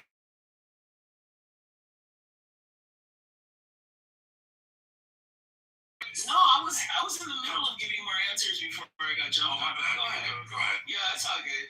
But you can go ahead. I didn't hear you. Yeah. Like incentivize more I guess like extracurricular support for kids that is like low to no cost, this is not like just like straight up babysitter shit. This is like, oh, let's build leaders type shit. You know what I mean? Like, if the world's gonna be STEM, let it be STEM. If the world's gonna be politics, let it be politics. Definitely increase civics classes and make like that compulsory learning, like up and down, offer free classes. Like an electrician or something.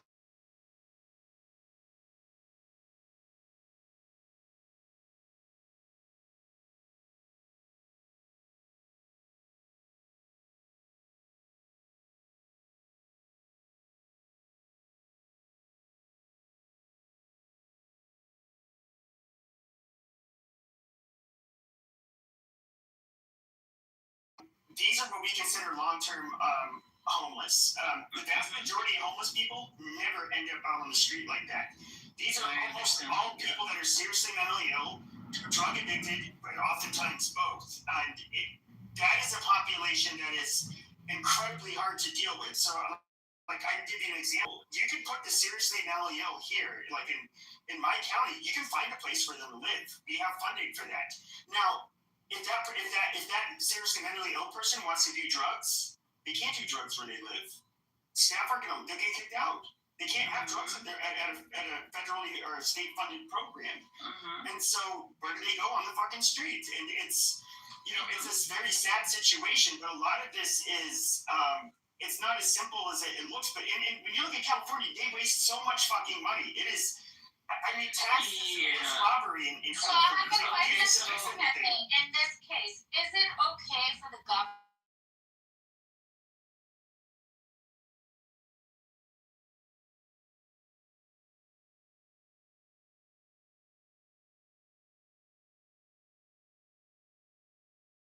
allowed to be doing these things? Because to be honest,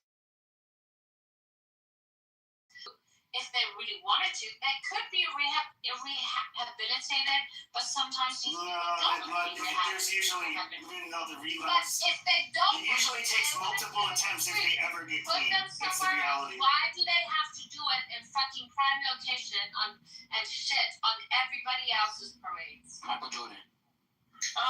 Okay, so Pepe, I'm just gonna address quickly what you said, and then we can move on. Like, homelessness for me is like a different type of issue. As a person who was homeless during the pandemic, I learned a lot about homelessness. I learned how invisible you feel and how people treat you, and I wasn't mentally ill or drug addicted. I definitely lost both my parents during this time and 5 of my family members. And so, if I were built of tougher stuff,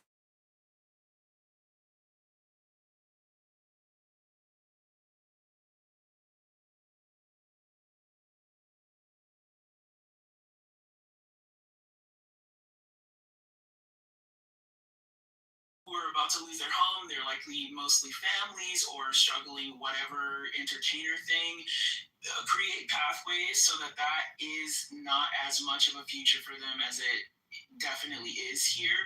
I can't just think of what those things might be right now, but I'm sure that it's better than asking for money and then being like poof, it's gone. I understand what everybody's been saying about missing money and promise projects and stuff. So this is one of those ways. Like, homeless prevention is a way to prevent, like, not just family, but people entering into a space where now you are drug addicted, now you are mentally ill, now you're slipping. And for a lot of people who are homeless, you don't want to leave homelessness because it offers you a pathway to freedom, as opposed to being locked up in a system where you have to follow people's rules, and that's not something that you've been used to for the X number of years you've been homeless, right?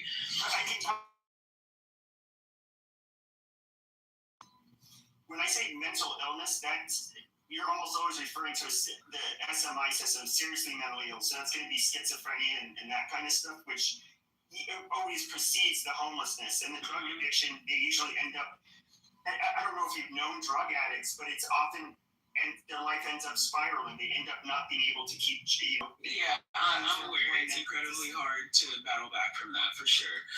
So I would also bring back mental health facilities, aka like the loony bin, but make it like less inhumane and more ethical. You know what I mean? The reason they closed down in the first place. The problem is that our fucking population is like spiraled out of control. It's like maybe 20, 30, 40 years ago, it would be easy just to put people away in like these asylums that were like almost like, you know, like 4-star hotels. But today, it's like there's so many of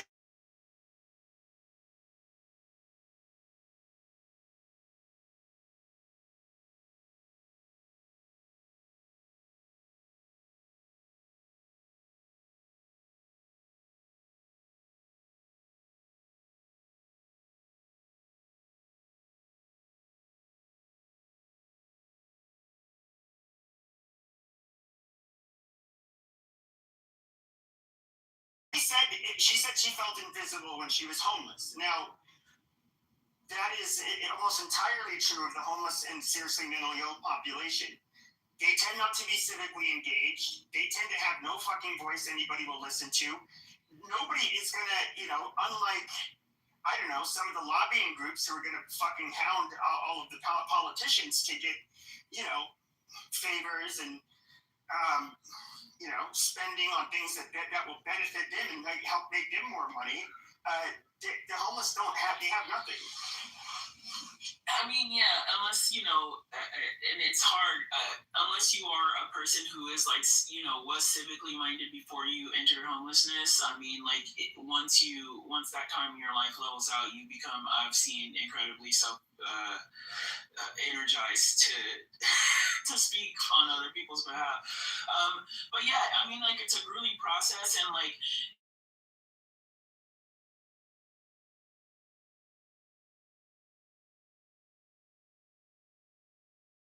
go back to where the fuck they came from, instead of being on meth in 6 months and becoming homeless. I wish that this wasn't a city of dreams that makes people delusional, so that they could go back to Iowa, Montana, Idaho, Ohio, Kentucky. I would much rather be in Southern California than. Of course, because it is actually climatically more lucrative for people to be. You literally will. I mean, like, you know, weather-wise, you are less likely to die. Other people, good luck to you, but at least you won't die in the snow and nobody will find your body until it does. Okay, so like, I understand that part, but it can't continue to be like that with just no services for those people to actually actively engage in, right? And all of that takes active work, and it takes people who actually are dedicated and really care about the state. And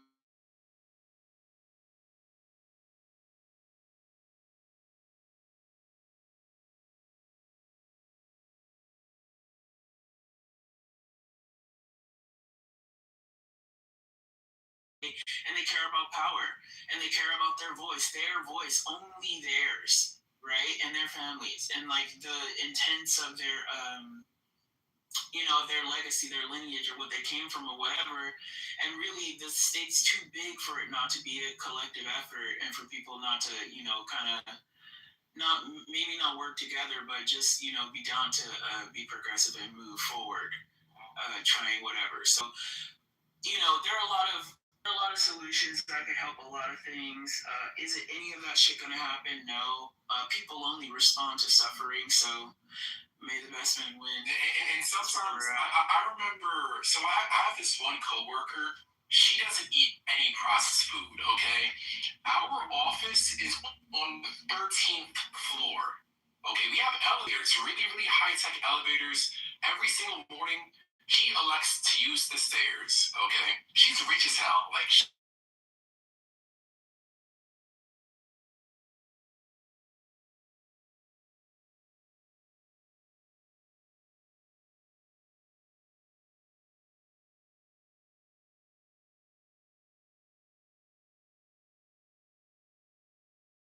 she was like, oh my God, how can you handle that?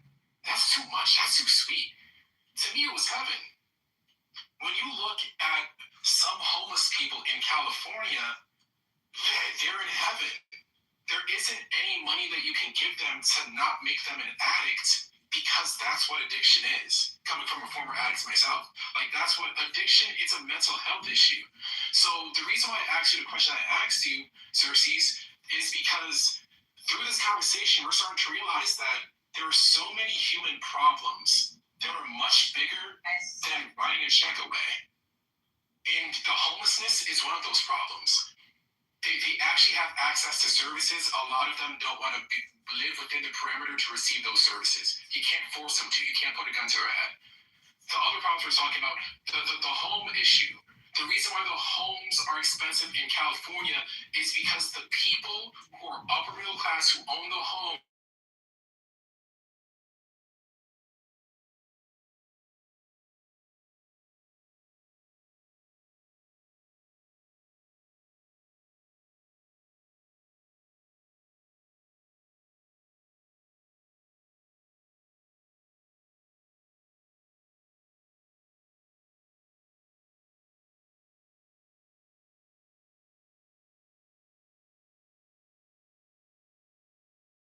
because it's not rich people who are doing it, it's middle class Americans who are fucking doing this.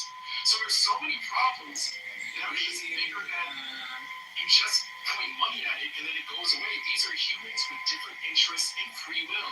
But that's why again, it's the minimizing of just putting money at it. Like this isn't just when I say reallocate funds or when I say tax whoever, right? It's not just like suck up the money and then like. So you're just talking about money though. When you say reallocate, I'm saying when you're saying please tax. listen to what I'm saying. I'm saying this discussion's over. I'm not excited. You can go anytime. Yeah. When I say that, I mean like there has to be a flow of where the money goes. It has to be efficient. People who are trustworthy and not crooks, which is have to be in charge of this stuff. And there has to be a set of checks and balances and an efficient model of getting this stuff rolled out. Not just because the World Cup is coming, not just because the Olympics will be here in 2 years, because people are suffering, whether it be in the sun or in the shade. So the dude, his name is Sam. He's the dude who created FTX and he's in jail for stealing all that money. Yes, Sam Altman, right? So this is what makes me uncomfortable. No, you're saying Sam Bankman-Fried. Yeah, Sam Bankman-Fried, that dude. So what makes me uncomfortable is that certain people have a higher sensitivity to the greed of the private market, but they don't have that sensitivity to the obvious corruption, greed, and the same things happen within government. At least in the private market, when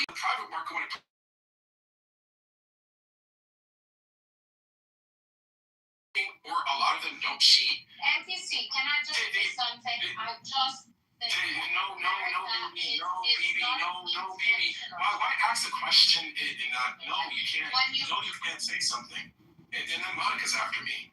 So the whole thing I'm saying is that it was her before you. But actually, then she can go now. Monica, you want to go now? Monica. Yeah. Hey guys. Scotty, is this your room? It's a great title. Very interesting. Y'all are on homeless in California though, so I do want to talk about the topics. Are y'all ready for us to circle back, or you need me to wait a little longer? No, that's what we're talking about. Incentive, Monica. Alright, so I think it'd be foolish for Trump to resign now. Joe Rogan was at the White House Saturday morning talking about ibogaine. Addiction at the first dose, 80% allegedly. We should investigate that. It also might be effective in depression, and we know that liberals, strong leftist liberals, have the higher rates of mental illness in our society. So that will be great. Yeah, I think it'd be dumb for him to resign. I'm ready to see what's next in store for us. So, Do okay. you mean like liberal-minded people have a higher rate of mental illness because they're diagnosed? No, so my sort of my 2 cents to this would be like, well, I think it's because they're crazy. That's what they're saying. yeah, but it's like, Well, that's an unsubstantiated claim. I don't say crazy anymore. I don't do unsubstantiated claims. Even if you prove it, it's going to move on to something else. People on the left have, she's just going to say that they get more and we ignore ourselves. But my thing is this. It seems, I just rather prefer if people are just against big money. It doesn't seem like people are against big money. They lost $25 billion. Against big money. That's what No, wait.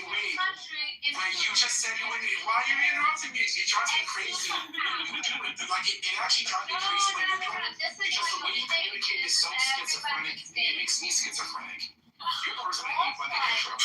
Because you're incoherent. I don't want to talk. Like, can you stop interrupting me, please? Stop it. So the only thing I'm saying is that you look at $50 billion. $50 billion. We can only account for 25 billion. So let me put this into communist language for you.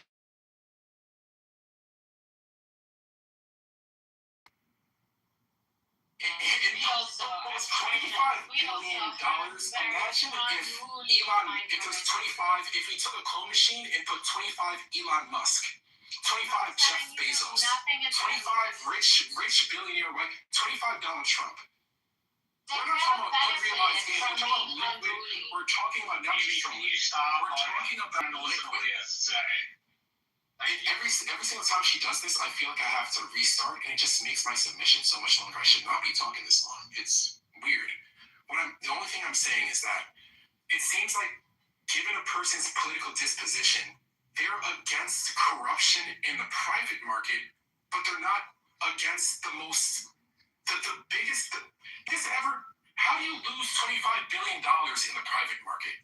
If you lose $25 billion, that's going to be on the front page of Forbes, and every single NBA is going to learn about it for the next 100 years.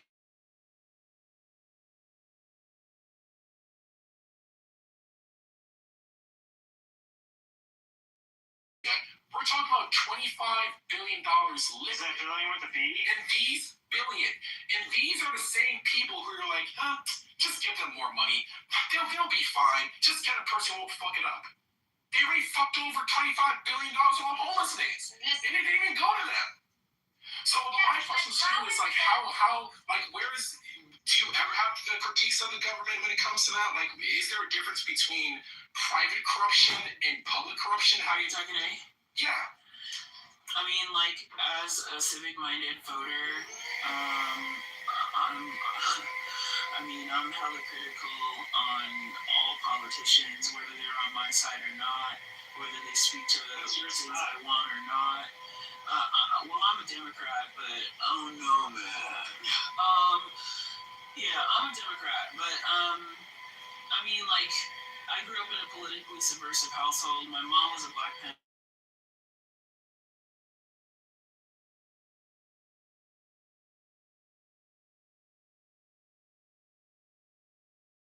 Really dangerous. I love breathing and living, but I still do want to fight. So every election year, whether it's the midterms or federal elections, I will create entire voter guides, and I will call every single person that I know in a state who I think doesn't understand legislative text and explain them and ask them, do you understand? Do you know how to do this? Do you know how to engage? And they can take that information to other people, right?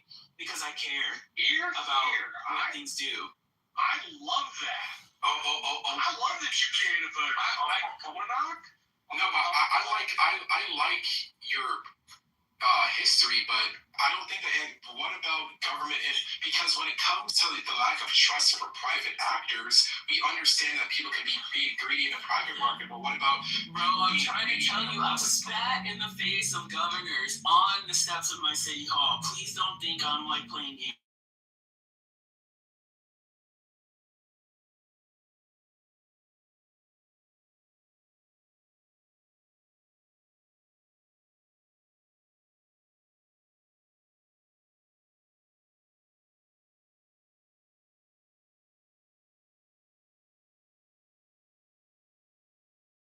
of the matter. How? So if your mind abundance, there's a book out right now called Abundance by Ezra Klein.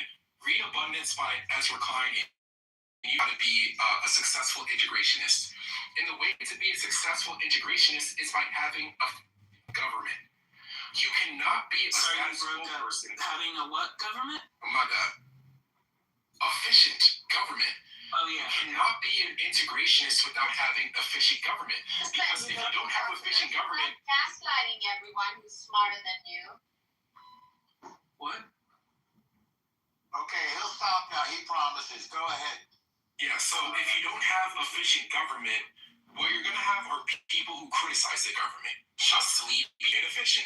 And then you're going to have people who defend the inefficient government just because they're status quo. But you're going to have what you have right now. So you get the worst of both worlds when you have inefficient government. You don't get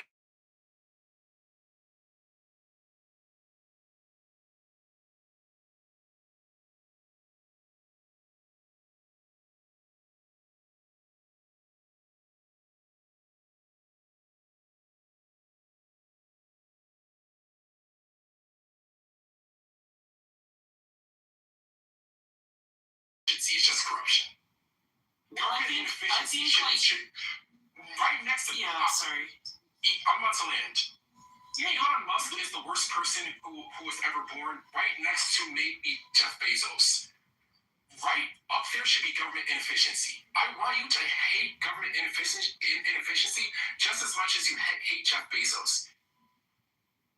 Yeah, that's what I just I think the grace that you have heard from me, you guys have heard from me, is my thoughts of like, well, if I, there's always the question of if you were in control, right? Like if I were to do it, how would I do it? And the thought becomes suffocating over time. I've been asked this question several times over several years, and it makes me like consider the complexities of different offices, right? Like, what could I actually do? Even just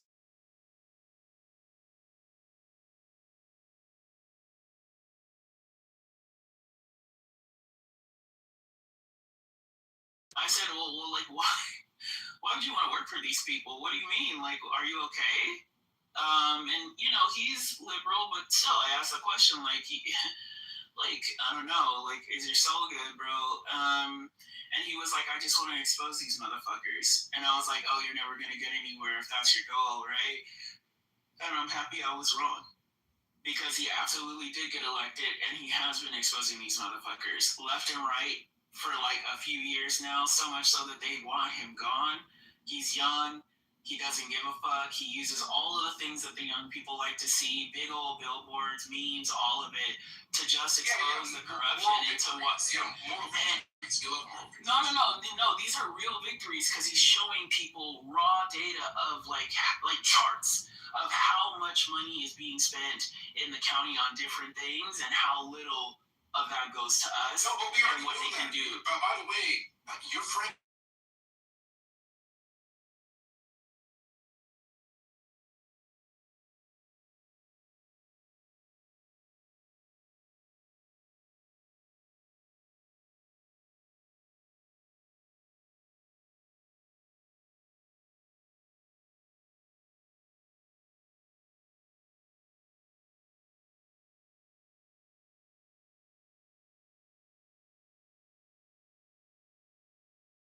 I have to be honest, this is like, it could be true for any people who are, I guess, like, nationalistic to their state, right? Like, I could say the same thing about Kentuckians who refuse to believe climate models despite the fact that their shit got rocked 2 years ago, right? Like, you literally are living on stick huts because of floods, and you think, like, oh no, like, let's not even hear any of that, right? Our governments believe the same thing, right? There's no such thing as climate change. We don't have to prepare for shit. Okay, what I do is just stop talking to them about it. That's what you want, right? I do this with liberals in my own state, conservatives in my own state. You guys know, I'm not gonna waste my breath on people who are willfully ignorant. I'm gonna talk to the people who want to move. again, things I learned from being an activist. World. It's a new brave world, by the way.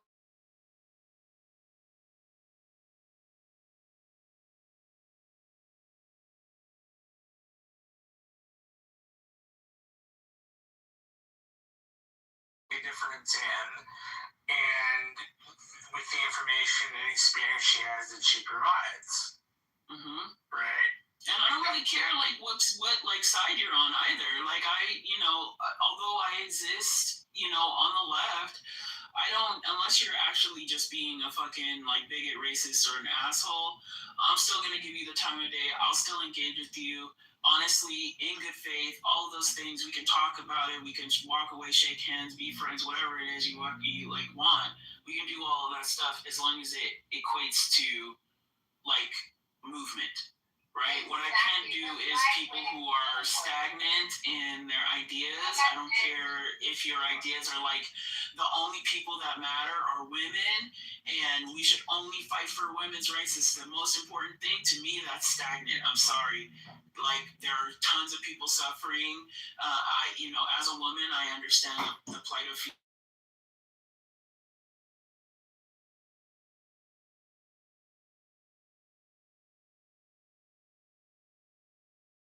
gets us, to tie our shoes and start walking. I'm just not, I'm no longer interested in people who are just here for a fucking ride, bro. Like, you know what? Something that you said kind of, maybe y'all on its own, I haven't seen a climate change. And I haven't. You know what? I really hate that about Also,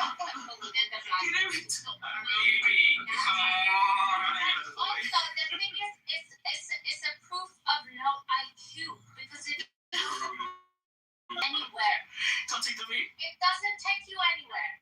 All it does is always just take you back to square one, back to square one, back to square one. Because it doesn't work that way, unfortunately. I don't know if it comes back. So like 200 and go back to go. If it comes back, even if it's wow, if your parents come, it's like because, but then you're like, oh, okay.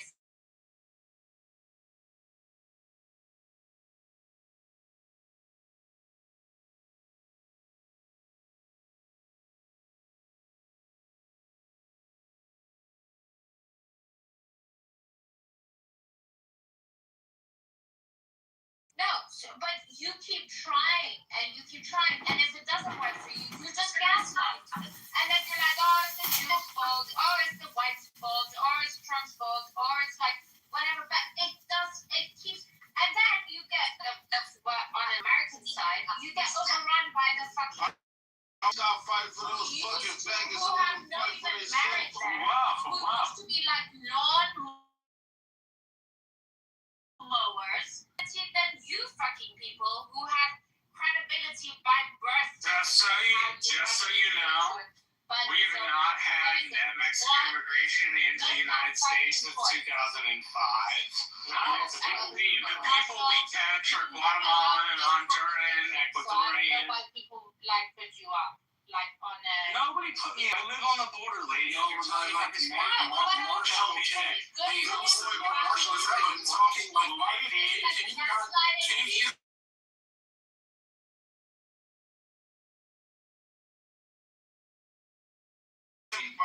Xerxes put her in the I office. think Alright, I did. I got it. I think It's gone. that's what happens. Oh, I thought you weren't gonna do any moderation without top left's permission, Mark.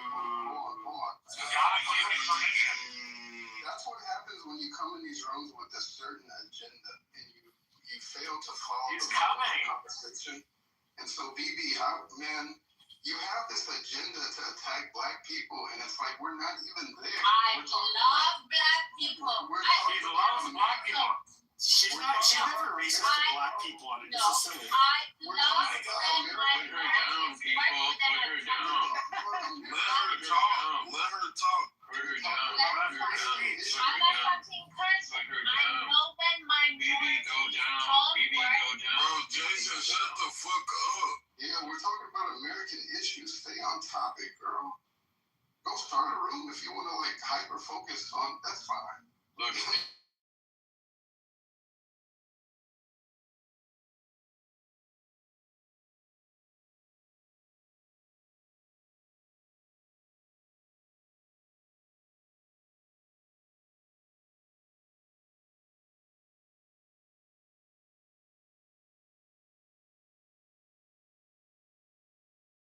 be nice to those people.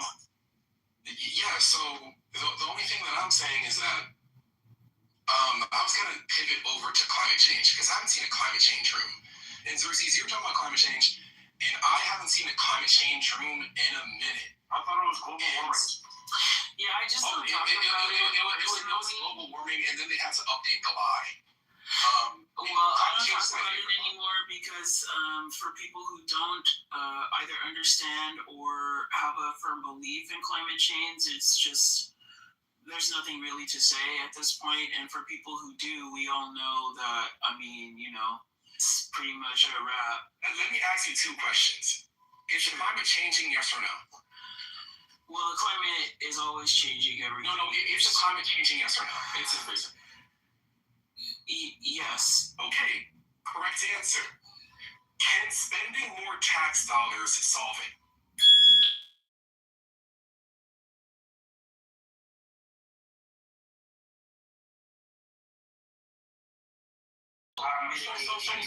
One second, please let me finish my answer. So now the conversation, at least for the people in the north, needs to be about mitigating harm and potential fatalities. But why is most of the agenda, at least from the governmental part, about increasing taxes if money can't solve the problem, if it's already too late? Whatever reason, whether it's natural, whether it's man-made, the same scientists that you believe in have said that you can't reverse it. So what's the point of increasing taxes because climate is changing? So when you, I'm assuming that the tax dollars or whatever fund is accrued would go to like research and mitigation for harm. You said research for why am I forgetting what it's?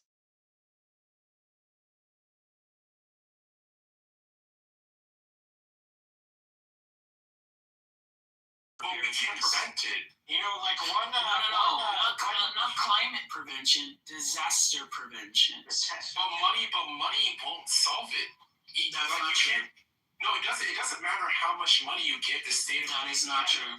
At a certain point, it's still going to be what it's going to be in 100 years. It doesn't matter how much money you give the state of Louisiana. That is not true. Maybe, but then you said something that's even better. Yeah. You said assuming. But your parents are like Black Panthers. Like, so you're assuming. Well, first of all, you're assuming that the government. You're assuming the reason why the American government wants to tax more people is because it proactively, 100 years before, 200 years. All this research is our government's known to be proactive. Like, you believe that the American government is proactively trying to help its citizens to. I think that some governments may.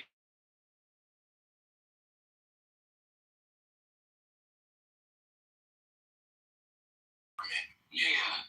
I think you can kind of get the main idea that the climate lobby. The prescriptions that it gives doesn't match the illness nor the medicine. Like none of it. Well, I mean, the climate lobby and climate scientists would be speaking to people who, largely for 40 years at least, maybe even more, who like initially don't really understand the concept that they're trying to describe, right? It does just kind of set in as panic or fear mongering, and then you go into like a 30-year lifespan of greenwashing and making people believe that they're doing something when really these things, they help, your immediate surroundings, but what's actually happening, what's been done, it doesn't help that much. Even Bill Gates has pulled away from the climate situation. Like, it's not, and nobody cares at this point. So, okay, but this is what I said about having debate.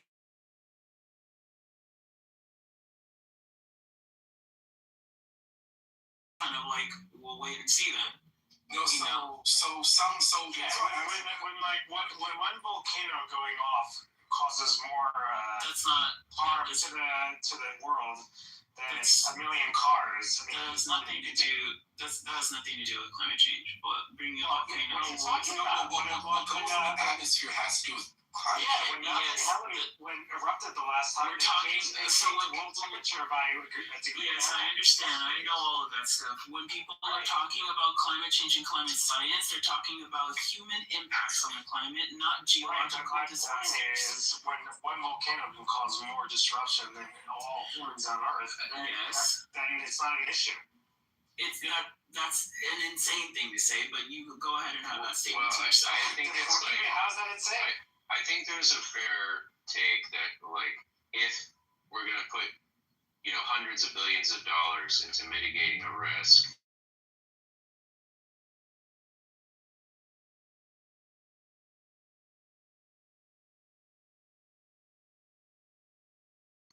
then maybe we got to think differently about this problem. Right. So this is why I said, Jason, it's about mitigating risk and harm to like fatalities, right? So this isn't like risk and harm to like take down the percentage of the earth cooling.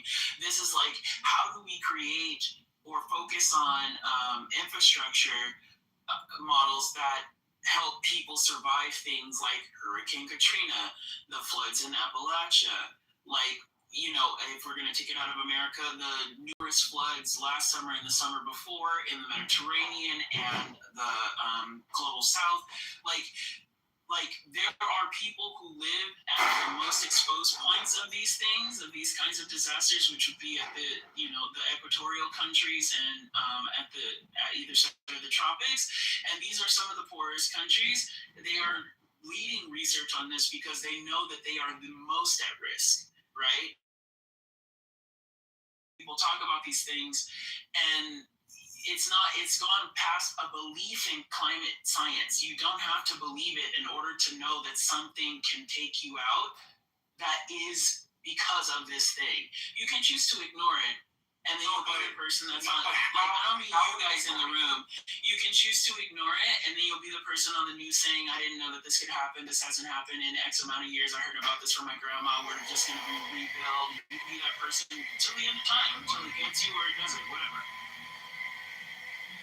Until it gets you where, do you even understand the models that you believe in? Because none of them, I do. like none of the models say that anything. Like you guys remember the movie 2012? Like, No. 2012, but like none of the things in 2012. Yeah, none of the things in 2012 happened within our lifetime. And even if they did happen, it wouldn't happen like that. Like, this is what I mean. I'm talking about an increase in intensity. You're asking a question I'm going to answer. You're asking about an increase in intensity of climatic disasters, right? An increase in the number of, 1 second, I'm still speaking, the increase in the number of hurricanes, the increase of the intensity of the hurricanes, the increase in the number of tornadoes, the increase in the intensity. Yeah, but nobody is expecting, nobody is, sea levels. 2012 was a movie. I know it is. You said you didn't know what it was, but obviously you know what it is now. What do you mean? I know it's the sea levels. Listen, we're talking about Louisiana. We're talking about certain parts of Florida. We're talking about the type of climate change and the Dust Belt. We're talking about the type of climate change that has been sold to us that certain American cities won't about a really, really harsh storm. We're talking about the sea levels rising to where some it's all a part of it.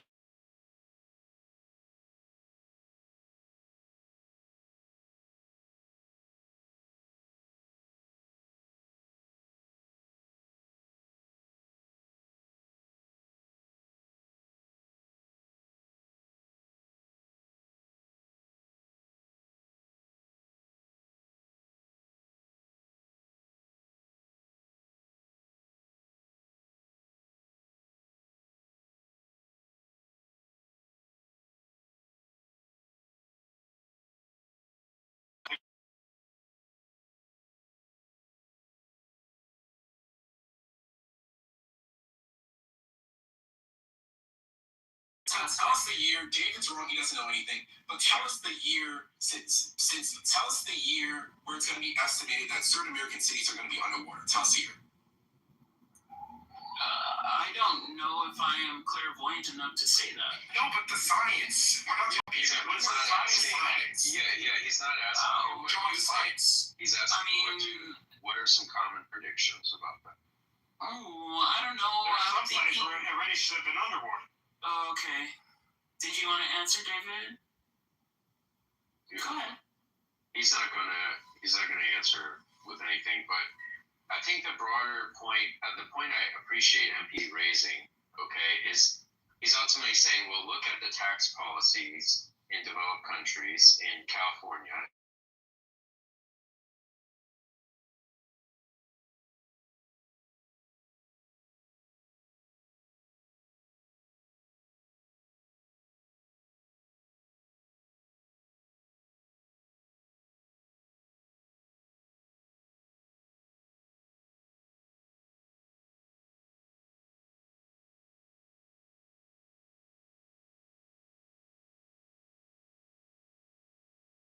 For anything, okay, to do with the climate, they're just spending the money, okay, not that carbon taxes. No, they are not. There are gas tax.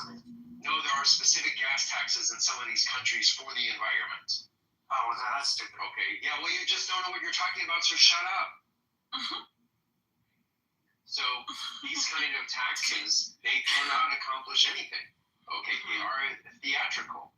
All right, and they are a way for the government to get big, which it loves to do. Okay, the government just loves to take money and get big. That's just a natural thing for it to do, based on this climate story and many other stories of like goodness or justice or whatever are leveraged in the same way.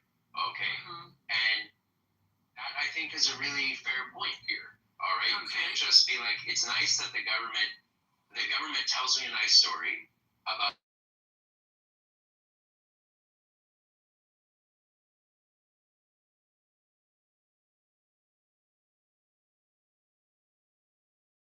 And are we asking this question? Are we insisting on any kind of relationship there? No, we're not. Okay. So why don't you become a Republican and support Donald Trump?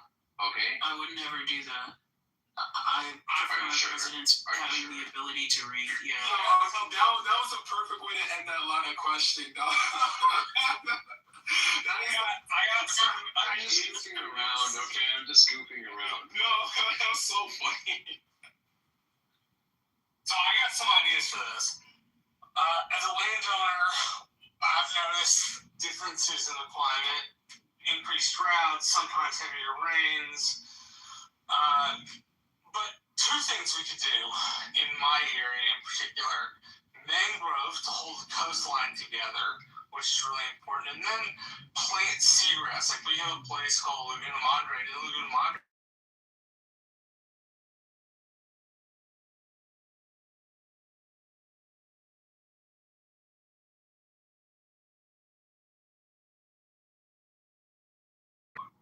are natural and would be a really good thing, and help produce more oxygen.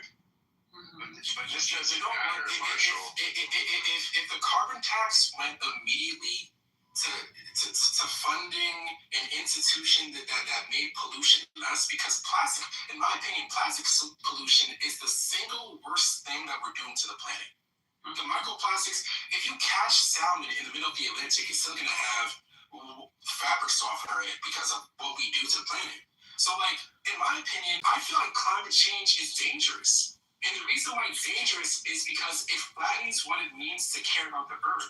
Instead of caring about things that are really actually going to move the needle, not a fucking solar panel that's going to end up in a landfill that we have to destroy the plant to even mine the materials for, not a fucking windmill that's going to kill all the birds and kill all the whales, not none of those, but actual things that change the planet.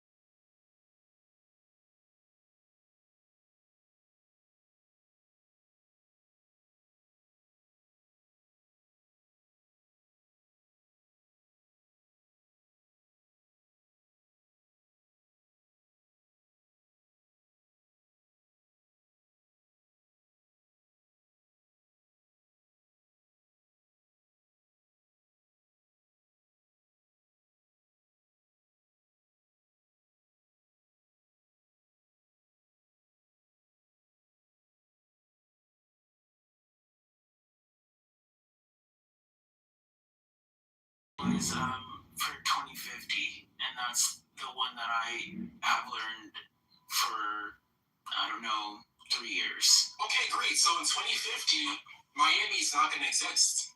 Lafayette. Maybe. I mean, it's possible, right? Yeah, exactly. So that was your answer. You said you know before, now you found the study. So before, basically I'm 27 now. So before 2050, yeah, I'll still be alive then, hopefully. So most of the people in the room are going to be alive when Miami is absorbed by the climate monster. I mean, it's possible. It's also, there are a myriad of things that can happen in between then and now. Yeah, there are. But government policy can't be based on well, we don't know if it's going to happen. We don't know if it's not going to happen. So let's take everybody's money for the tidal wave that may happen or may not. You gotta have a good reason to take people's money. Yeah. So. And we got to push. Yeah. So I kind of agree with you in the sense of it should be direct and clear about what.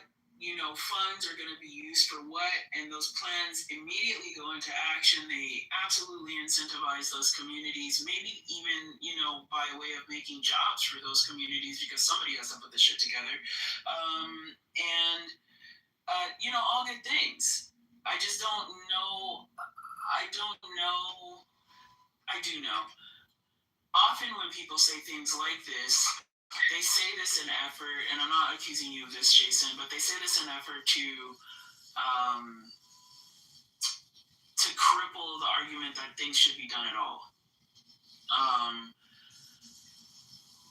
I don't. That's true, but I'm not saying that. I didn't say that you. I don't want you to believe that I believe.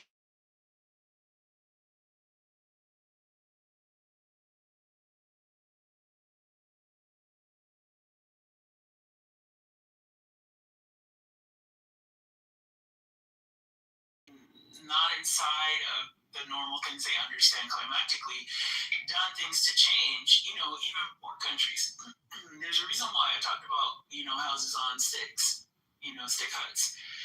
It's because, in places where people can't, build strong foundations because they likely don't have, a ton of materials, time, money, whatever, they just build their houses on sticks so that the floodwaters can pass and they're less likely to endure, hardship or death, right? It looks like this, right? So, when people are talking post-Katrina about levees and stuff like this, it looks like that, right? It's not like this grandiose, nebulous, imaginary thing where the money just goes up into the sky and maybe comes down as less rain. You're saying it's coming in. Okay, so if it's coming in 2050, you just made an assumption. You're giving the government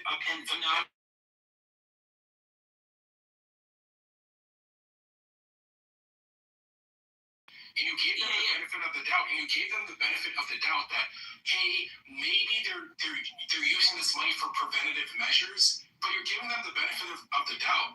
Why would you give a government the benefit of the doubt that just wasted $25 billion on the homeless crisis, which is an actual crisis that's hitting now? On the real crisis that's hitting now. Okay, NBC, relax, bro. You don't have to yell at me. I'm listening. I'm saying, but the reason why I'm elevated is because the real crisis. It's not frustrating yet. I'm having fun. The real crisis that's happening now, $25 billion gone. Yeah, it is. Yeah, $25 billion gone. And you're saying that I'm going to give the government the benefit of the doubt that they're taking up this money 30 years in advance, but they're doing the right thing. They have our best interest in mind. They just keep money. It's a little bit different here where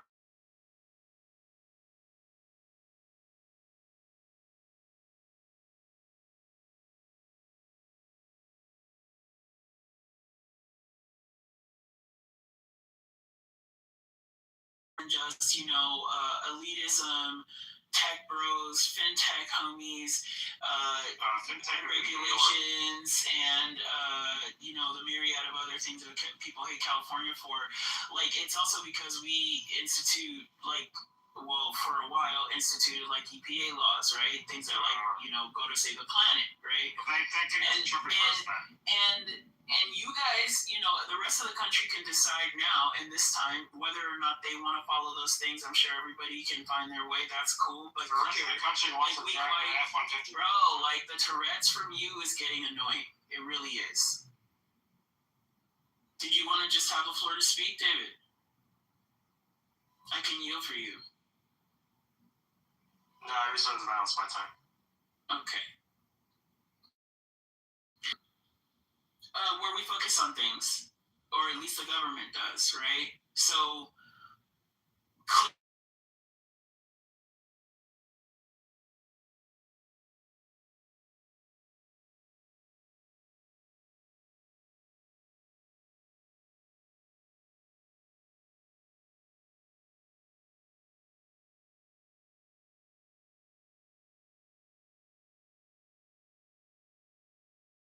those homes, instituting laws like these, right? They already have those laws in places in multiple parts of the country. Yeah, how do you mitigate an earthquake? Oh my god. But they already have those laws in place for most of the country already. Okay. How do you mitigate an earthquake? How do you mitigate harm from an earthquake? Disaster preparedness. It's something that we just learned. We an earthquake is going to happen if it wants to happen. Yes, and there are ways that you can save yourself, and there are things that you should not do. Right? Like what? Somebody. There are building codes, David, that help mitigate actually quite a bit. But a lot of the mitigation she's talking about has already been implemented in society already. It's not like we're at zero mitigation and then she's like, that's not what I'm saying though. So we have to go hard. It's not going to have a significant impact. Yeah, so we have to go hard against the government taking money for these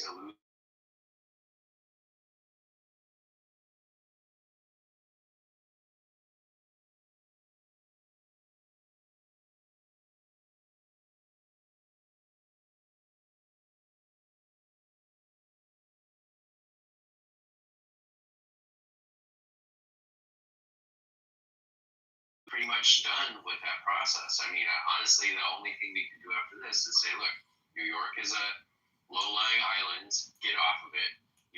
Nobody can live on the coast of Florida anymore. That's basically all that's left. Like, we picked on the low-hanging fruit in terms of places you can't. Yeah, but everyone likes building standards that are safe and things like that. This is assuming that the tidal wave is going to in 2050. This is all assuming that the tidal wave is going to go. Or anything. When the asteroid hits the water, then. Oh my god.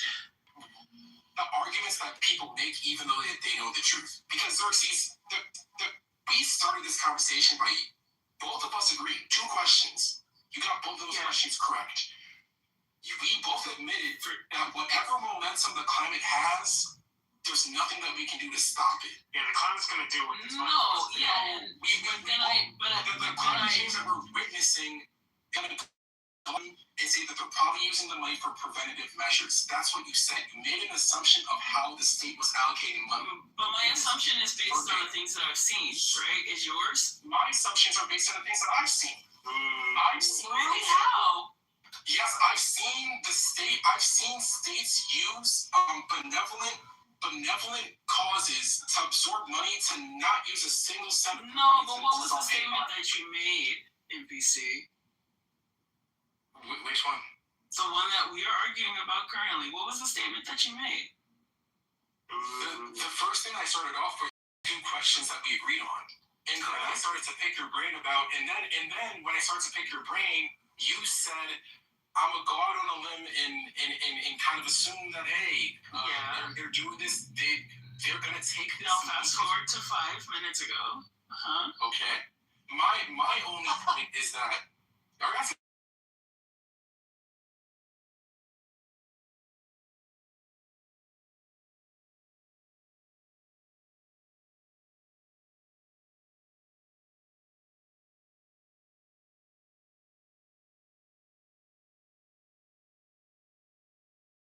we both know that this problem, we can't stop it anymore, no matter what we do. Knowing how inefficient the the government is with money. Seeing how many times the government has manufactured a crisis, absorb the money, absorb the power. Yeah, they do that. Black Panther, they do that. Like, your parents know about that. So I don't know what you mean by that. My parents are. You've never heard about manufactured crises from the government? I don't know what you mean by that. You never heard the term like a manufactured crisis? I've heard that, but I don't know what you're referring to. So, like, if you look at the word manufacture. No, I mean, like, in a specific instance, I know what it means. A specific instance. The whole climate change thing is a manufactured crisis. So okay, use something that isn't climate change. No, but climate change actually. Okay, use something that isn't climate.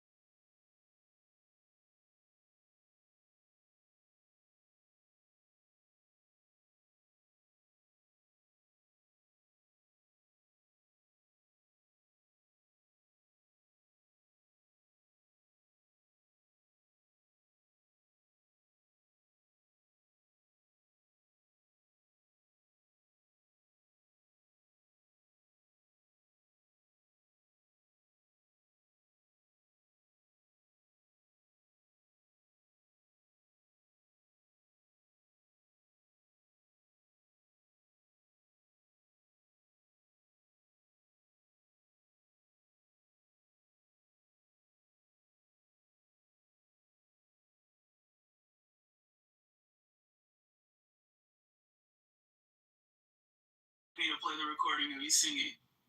Sure, we can fight over that. We can play that. I love my singing. Yeah, the pay gap is a great example of a manufactured crisis. That's my favorite manufactured. I just wanted examples. Yeah, and that's like something people talk about all the time. Another one is the shooting of unarmed black men by police. For all these liberal politicians, it's an epidemic. Turns out not to be real. No, it's a real epidemic. It's one leading cause of death. It doesn't happen. Okay. Yes, it does. No, it's not. Police do not shoot hardly anybody. They're not a leading cause of death for I anyone. feel like I want to come to this phone and just sit.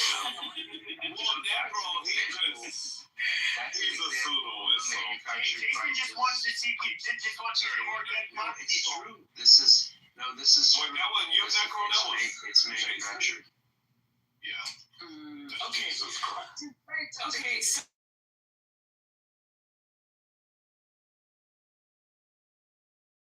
1,000 black men and boys can expect to die at the hand.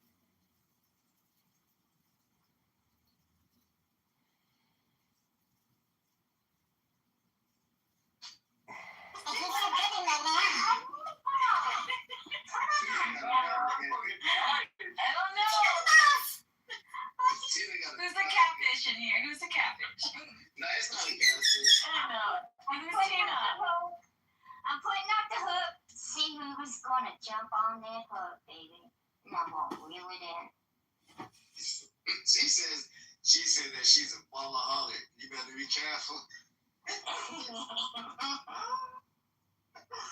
Yo. Alright, guys. Let's get it. I got like 5 minutes before I turn it got on. all 5 families and everything. Let's Call me a get it. freaky, boy. Yeah, We gotta wait 5 minutes. we got everybody on the roster. Have y'all been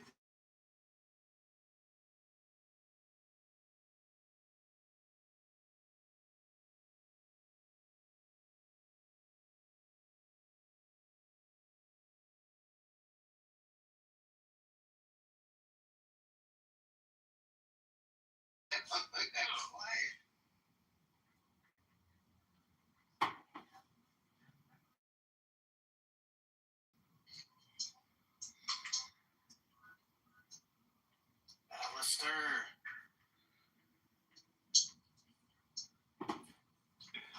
How can you think love will end? Diego, I will haunt you to your grave. My name is Scarface, and I try to bomb an elevator shaft with Hamas and Hezbollah. Deport, Princess Sia, long live Palestine! Diego! Diego, my heart aches for you and your Nazi racist ideology. You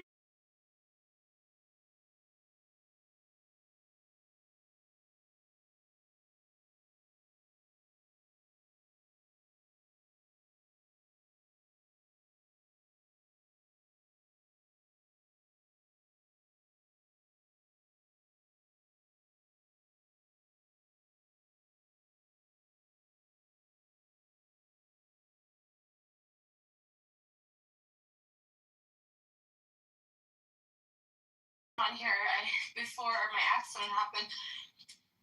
Kitover, can you do me a favor? Yeah, what is it? You want to call Diego or something? No. Can you do me a favor? You want me to text Diego? No.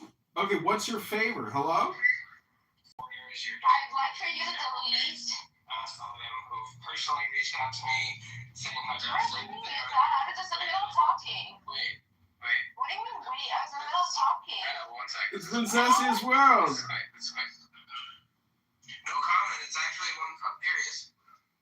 So, I think with unfortunate signatories, Rick. there's a bunch of corrupt churches somewhere, and they said that my signatures get stripped or even fraudulent. So, Alright, sorry about that. Just had to remind Alistair that, he was interviewed.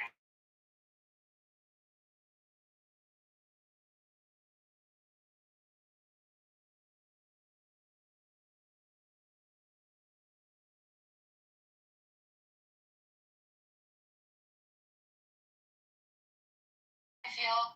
Okay. Anyways, that day, that recording is on Clubhouse. I'm sure it's on YouTube. Can you delete it from Clubhouse? I'm sorry, but I don't delete content. I'm a historian, and I create content for a living, and part is I never go back. I only go forward. So my condition for you to be in rooms. Oh, that's fine. Just kick me. I'll come back in anonymous. Technology has beaten you. I'll be back. I'll be back. Okay. Anyways.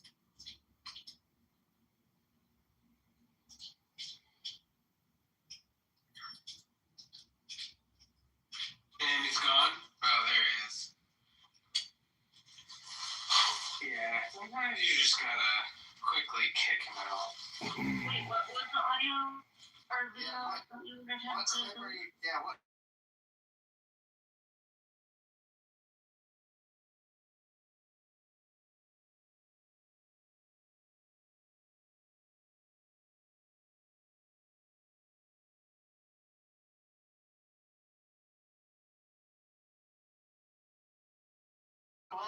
And we can let bygones be bygones and be cool on this app. But for the time being, I guess you can stream us on YouTube if you'd like.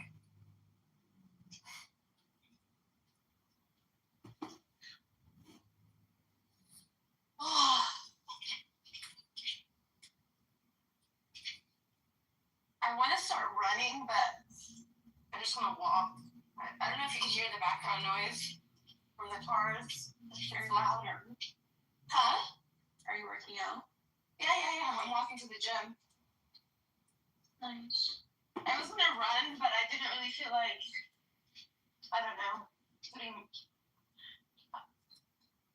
it's not necessary to run right now. Yeah. But yeah, so I worked when I wasn't supposed to work. I took the bus home.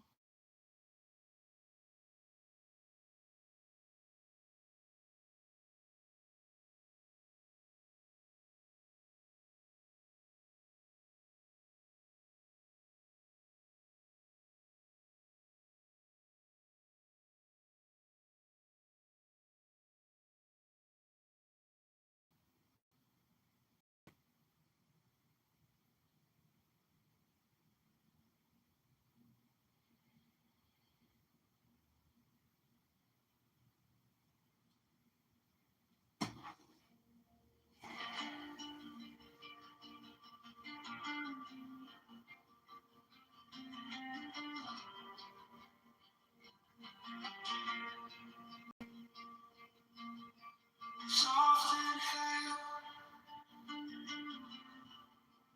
counting in your chest.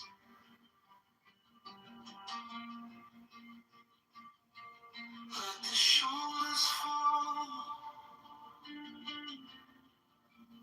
nothing to impress.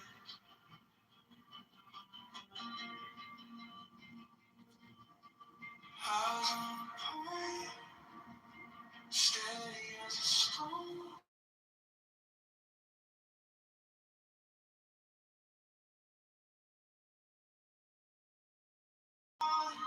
Follow gravity down, slowly breathing, roots you to the ground. Focus like a flame, still in all the sound. Bend like water, you will not break now.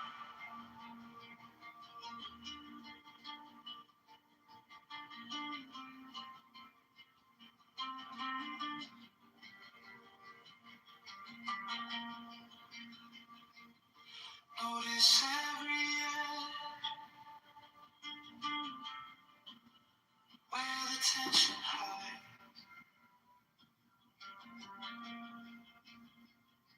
Send your breath in, feel it loosen, slide.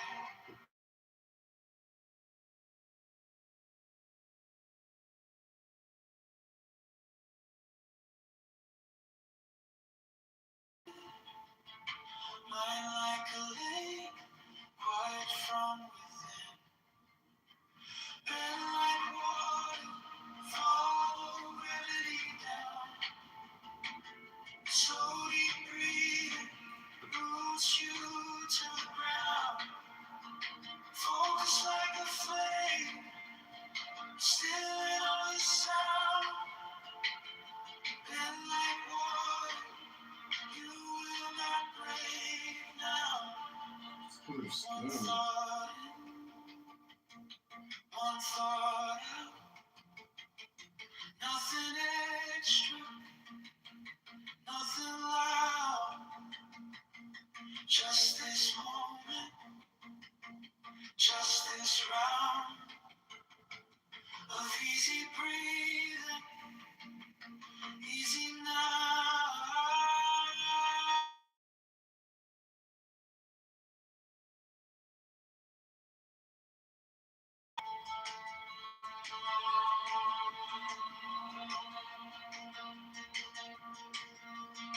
Where's this girl?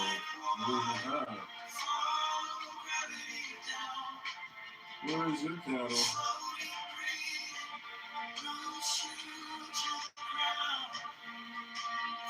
Where's your hat?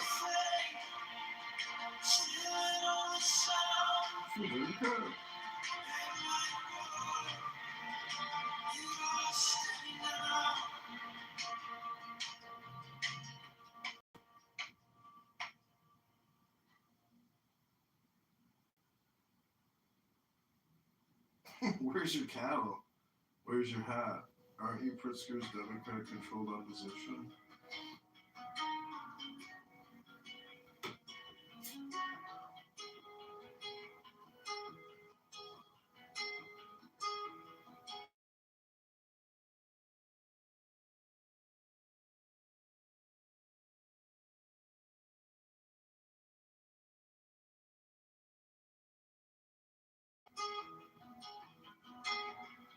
Let the shoulders fall, nothing to impress.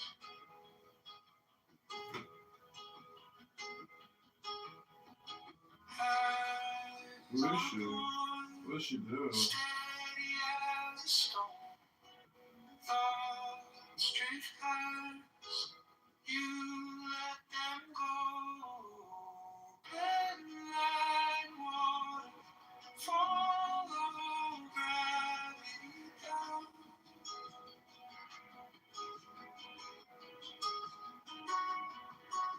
Slowly breathing roots you to the ground.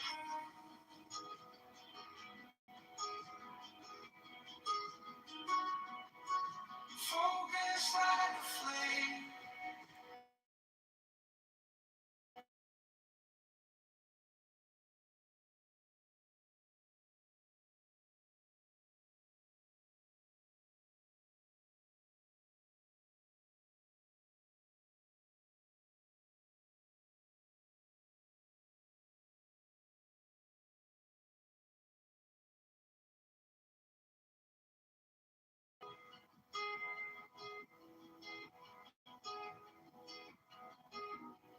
Notice It's a every job. where the tension hides. Send your breath there. Feel it move slide. Choose fraud, scams, lies, and ignorance. The fraud, scams, lies, and ignorance. Quiet from within. Our like water, follow gravity down.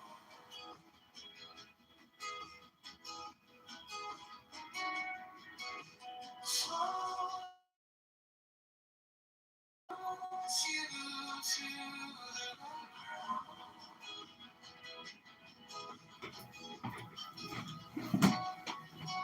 Focus like a flame, still on the sun.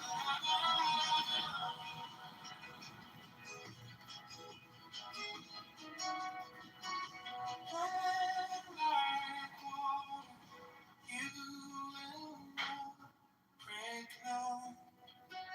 On fire, nothing extra, nothing loud. Just this moment, just this round of easy breathing, easy now.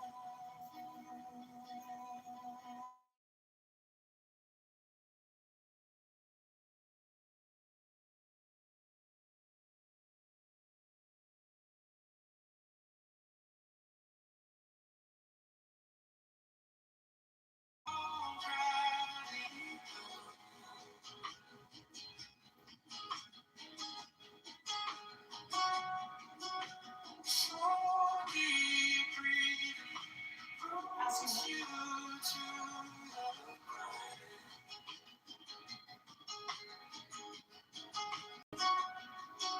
Focus like a flame, still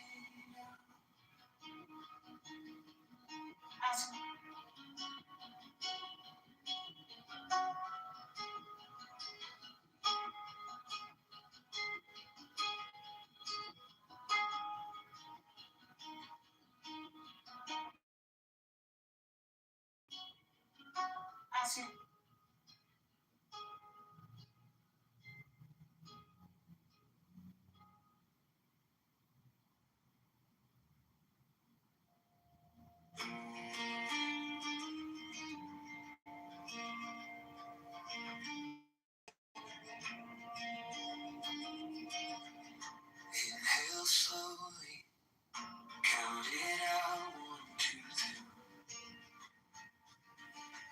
Feel your ribs making room for you to be. Knees sink heavy in the ground that doesn't move. Mind keeps talking, you just watch it pass on through.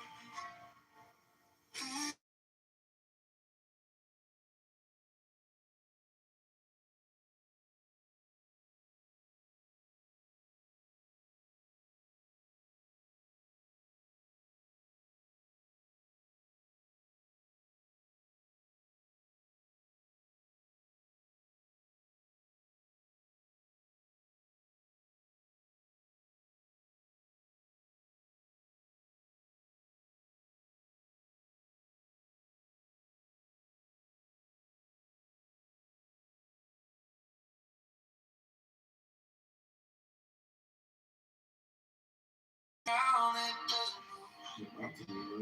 Mind keeps talking, you just watch it pass on through. Bend like water, flow around where you can't hold. Follow your breathing, let it guide and let it go. Every small distraction, just a wave that rolls on through. Bend like water.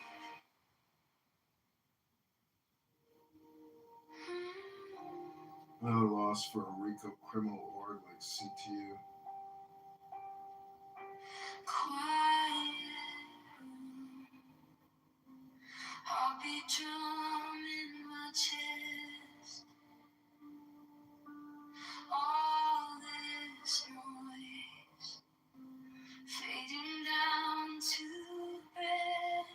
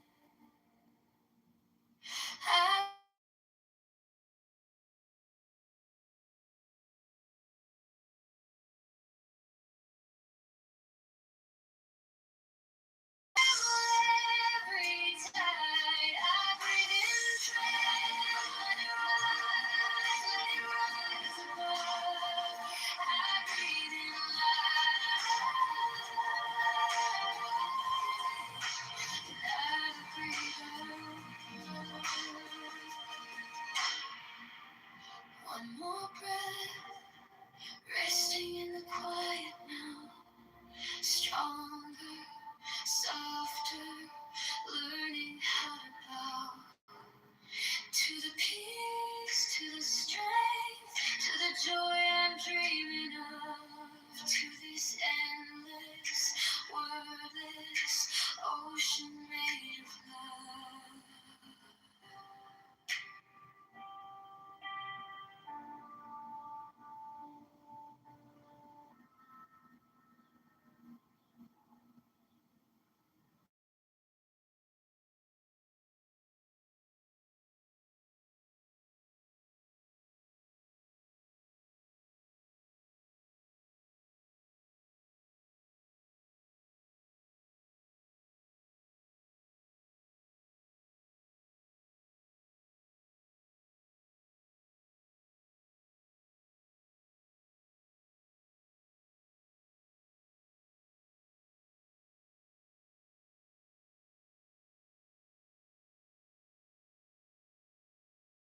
Step I've taken,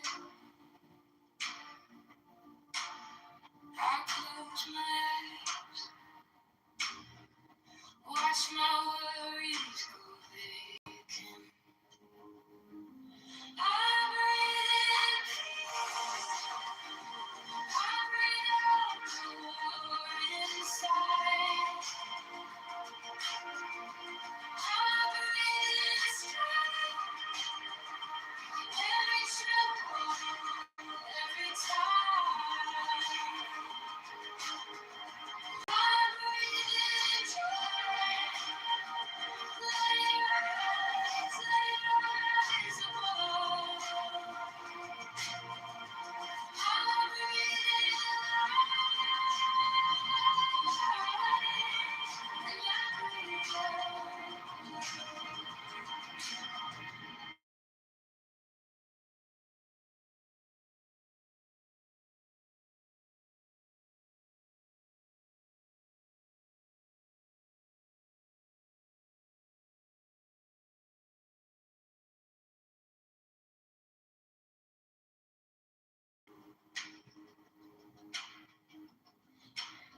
I place the cracks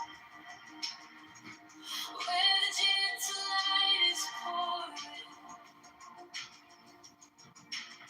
I bless the past for the way it keeps me going.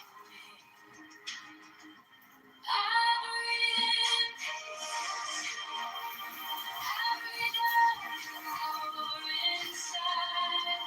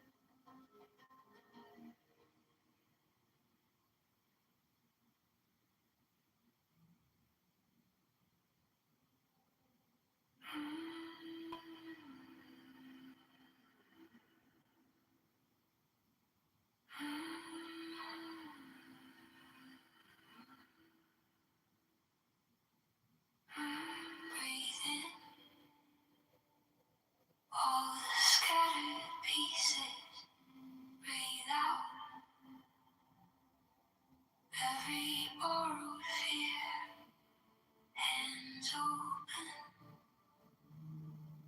to the quiet in your chest. Let the shaken part.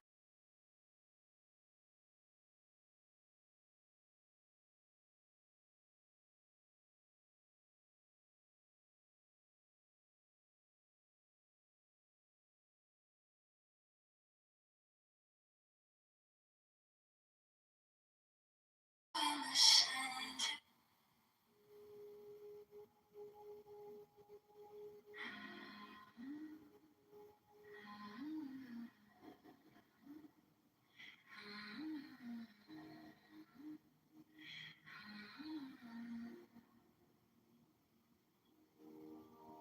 Breathe in all the scattered pieces. Breathe out every borrowed fear. Hands open to the quiet in your chest. Let the shaken part settle here. Peace in my body, strength in my bones, joy in the spaces I once called unknown. Love in the center, soft but so strong.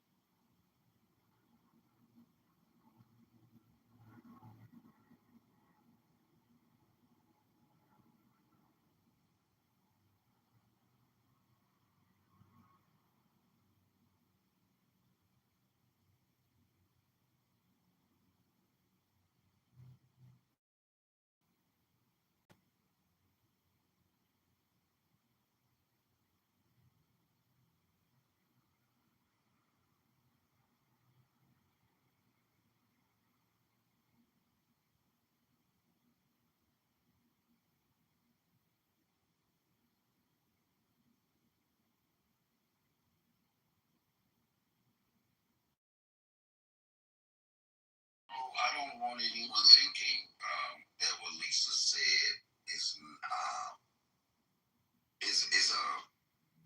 a reassurance for you all, because we know how rapidly advancing these things are being advanced. How even if it messes up tomorrow, they're gonna fix it the next. This shit is astronomical. So I do agree with Lisa, but I do want to push back and let y'all know. And these robots I told y'all that's running faster than everybody, they were literally slow as fuck 3 months ago.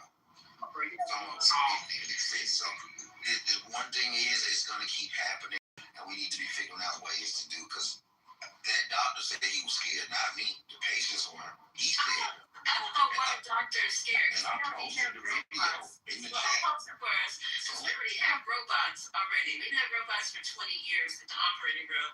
I can't speak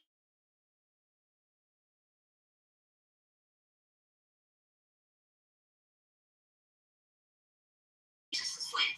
There is not going to be a robot that's going to be able to put a patient to sleep under anesthesia. It's just, they're not going to be able to make one. And if you are looking forward to that happening, I suggest you guys just all go out and get educated. No, I'm fear-mongering. I'm not looking forward to none of this shit. I'm telling y'all to wake the fuck up. Okay. Oh, yeah, it's here. It's actually here. It's here. And them 20 years ago robots you talking about in that medical room is not what we're seeing today. No, listen, that's not what I'm saying. You're so busy trying to prove me wrong. Somebody please put your mic. I'm saying that they had. They're reassuring those people, and y'all need to be scared. I'm not trying to prove you wrong. I'm trying to I'm just saying that the robot that we started out with in the operating room, the Da Vinci, it was there 20 years ago, and every 3 years, I think, it's been upgraded and advanced. So we have.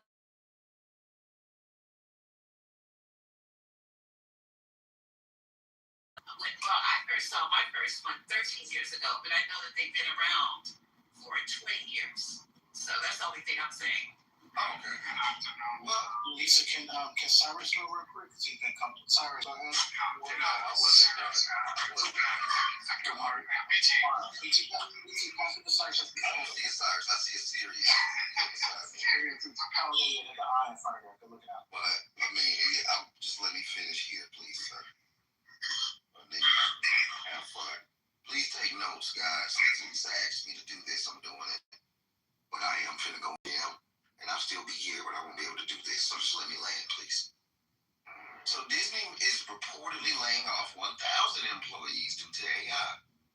And the CEO of Disney says that the most of the visual effects in the new Avengers movie, Doomsday, will be AI powered.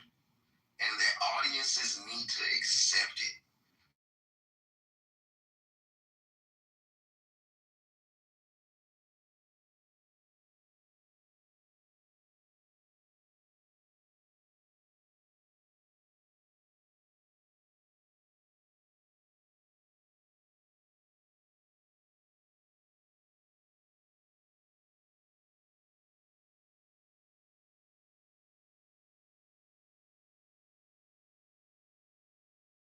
Intelligence to protect their elderly mother from the shock of losing her only son in a car accident.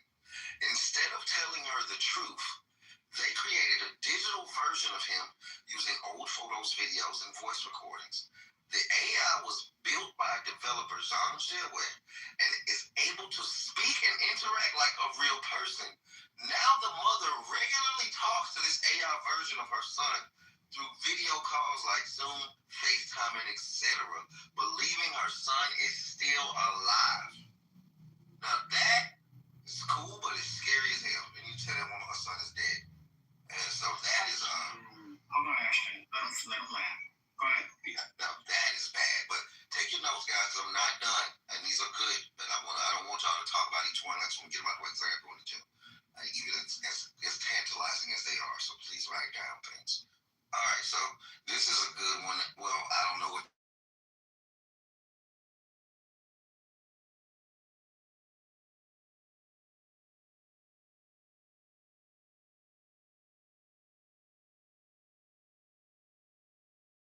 From AI-powered robots. we all know how bad this can get. But anyway, I'll read the last one, which is pretty good as well.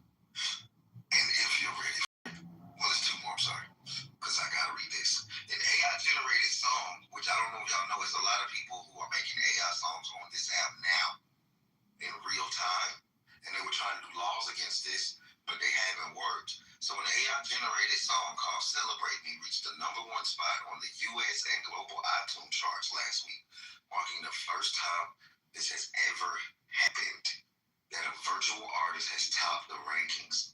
Now, any of us can download the app Suno and create a virtual song, an AI song. Hint, hint. So, if y'all amigos want to make some money, I'm just telling y'all, the AI might be, before they get the law to make this shit illegal. Now, that being said, the last one, this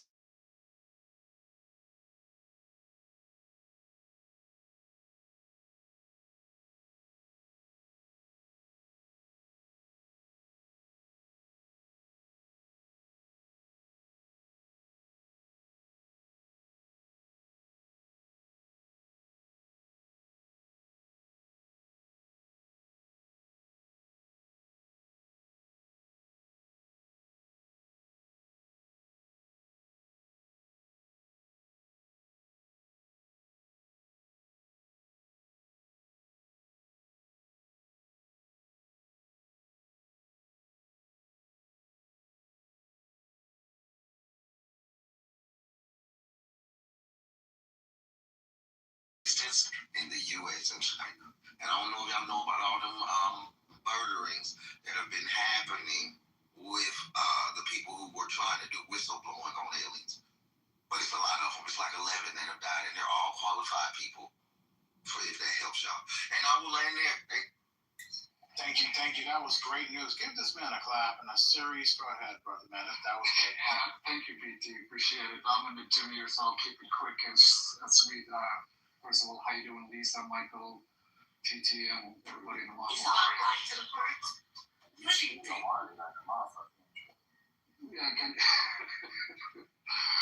I just wanted to talk about quickly about one. I don't know if you guys talked about the labor secretary got fired. That's a third woman in the role. The Trump administration got fired. There's huge scandals behind her. I guess I did not know about any. I don't know if you guys talked about it in the past or not, but this has just happened today, I believe. I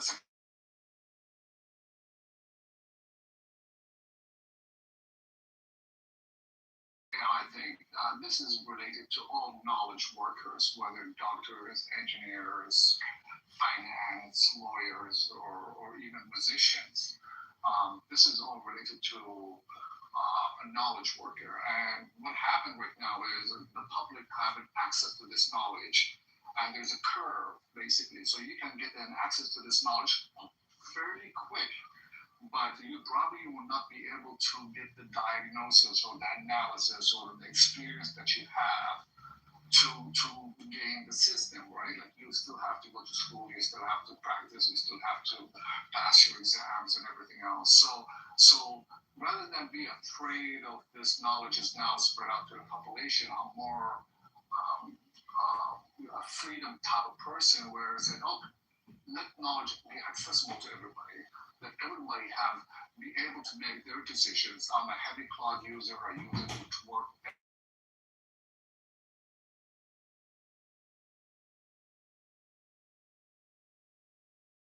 But then this is the analysis where it comes in, the details and the experience. This is where you make a market. This is how. So when I hear people say, "Oh, they're laying off, software developers," yeah, I write the code, total code right away.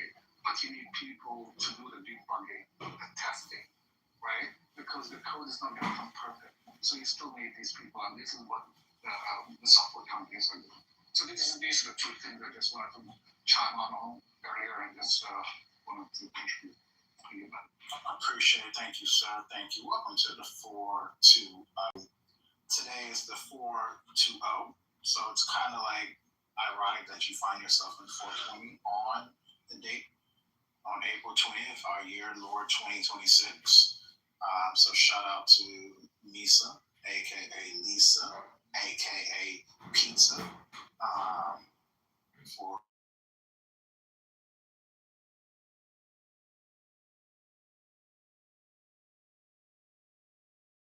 the clip of homeboy named Patel, the FBI director, explaining himself. That was kind of top news.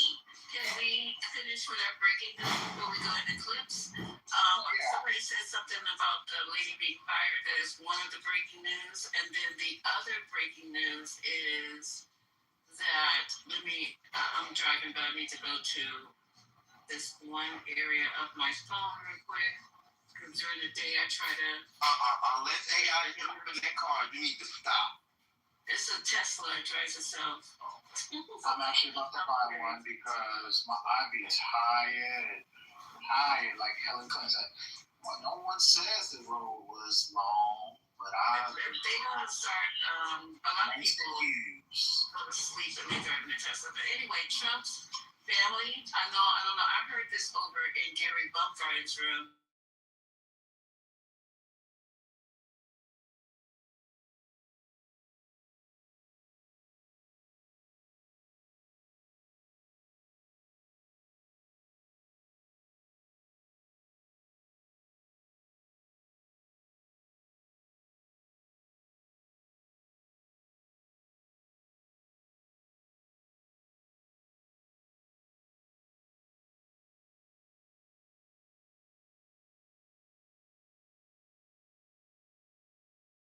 at least. Okay, so you notice how Friday the gas prices are going sky high. There is a gas station, and somebody verified it. It wasn't you, Amari. That by LAX in Southern California, that gas is selling for $10 and change a gallon, which is unimaginable. But anywho, Friday, he announced that the Strait of Hormuz was open and it was flowing freely, and everybody was, everything was good. Cruise ships, we listened to your buddy over there, Tucker Carlson, talk about how cruise ships had gone through, that had been anchored off for a month, and everything was just wonderful, that Iran surrendered. So, of course, what happened? The stock market started rallying, gas prices went down, and no later than, and so people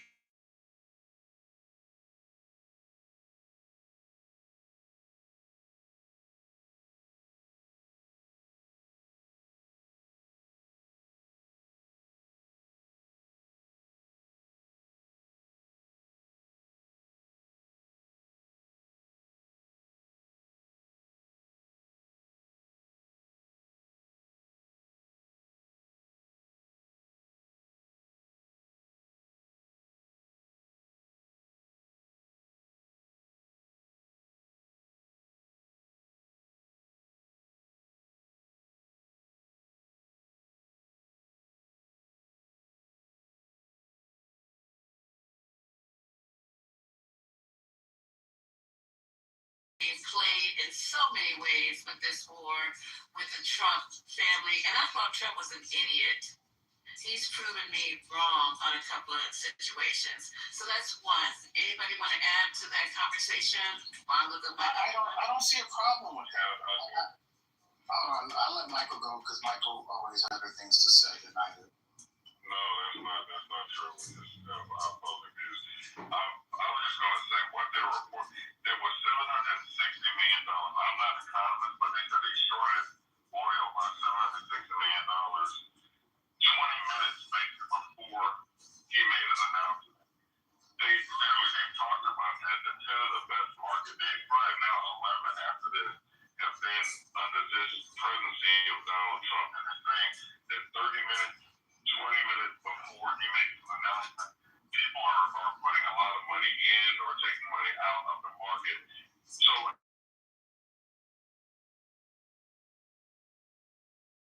the good thing about this, if we get a majority again, then all this stuff is documented. Literally, everybody in the world sees this.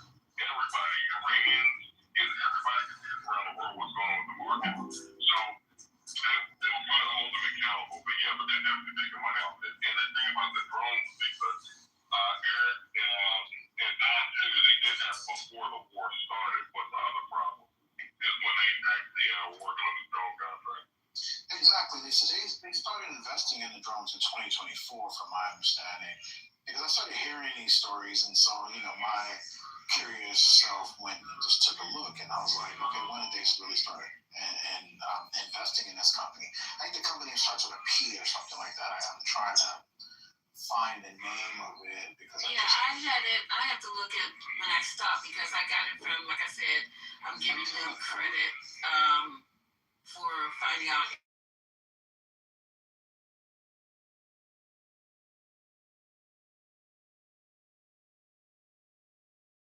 To say that they went and that's because of the war.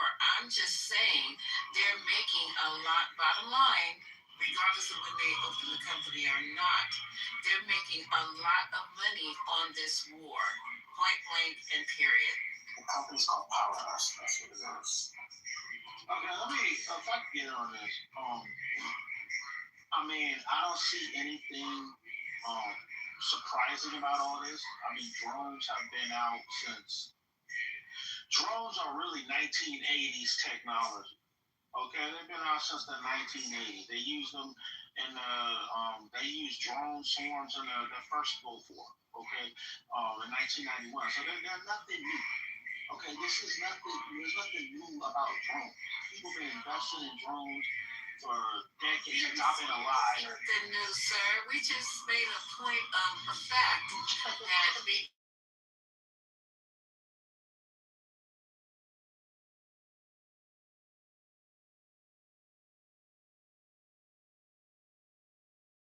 Trumps, they went into office, broke his stock, are now up in the one echelon as billionaires. I'm saying that they were broke. They are not billionaires. Let him land. I'm sorry, I interrupted someone. Let him land. I apologize. Yeah. Well, you gotta let me land though.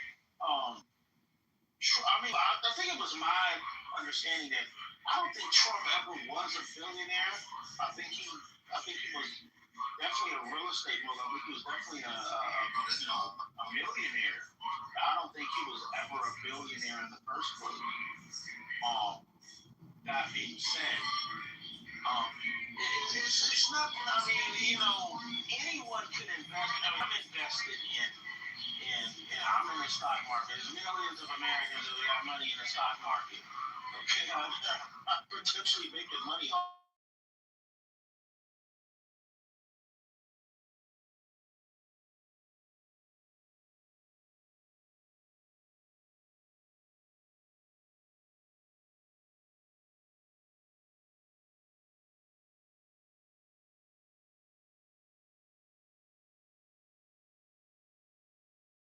Small fraction percent of the Let me take the rest of this now.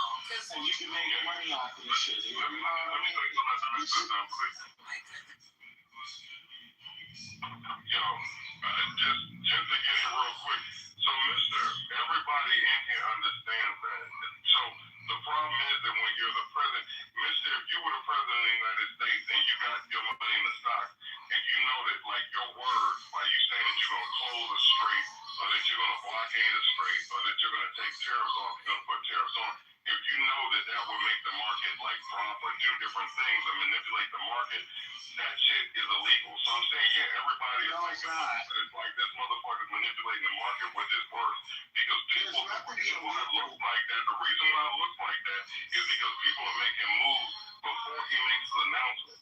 20, 30 minutes before he makes his announcement, people having crystal balls on what the president's going to do.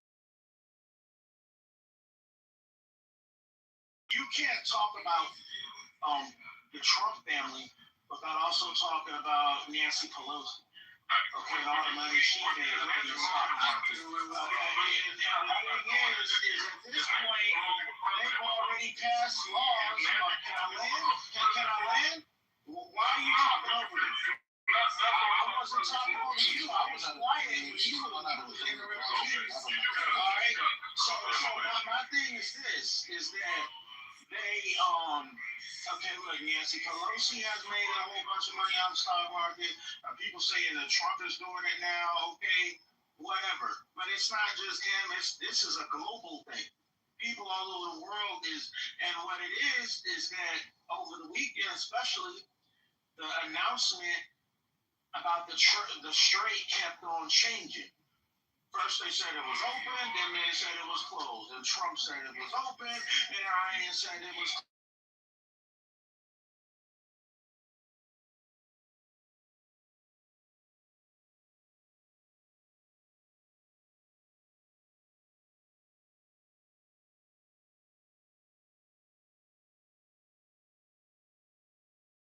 Now, but they've also attacked other ships, such as that Indian ship that they attacked, because they picked up oil in Iraq before they went into the strait. So the Iranians got mad and they attacked them because of that. It's just a back and forth thing.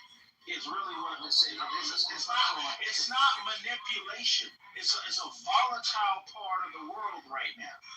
Okay, and that's what's going on. And you just acting like Trump is the one. You just waking up and he's the one controlling all this. It's not. There's multiple factors at play, including the Iranians. And I'll land right there. Okay, Michael, you're up. You're next, Michael. Please finish your statement. Jump on. People start talking about that book, and I'm not saying you're good. It's just it's ignorant to say that Donald Trump, what he's doing is not affecting the president of the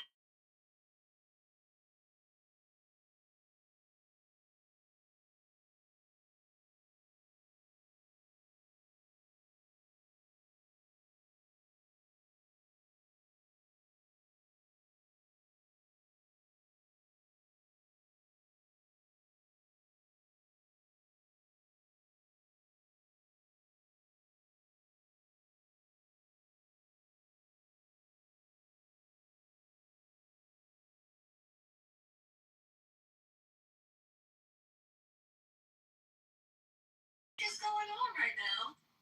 So a lot of us would like to respond to what both of you guys just said. First of all, let's backtrack. Welcome to the 420. This is not the romper room. It's not Reading Rainbow, and it's not Jeffrey the Giraffe. All of us in here know what's going on. We talk about the war. We talk about politics. We talk about science. We talk about math every day and English every freaking day. So you can talk to us like we know what's going on. As far as Nancy Pelosi playing the stock market,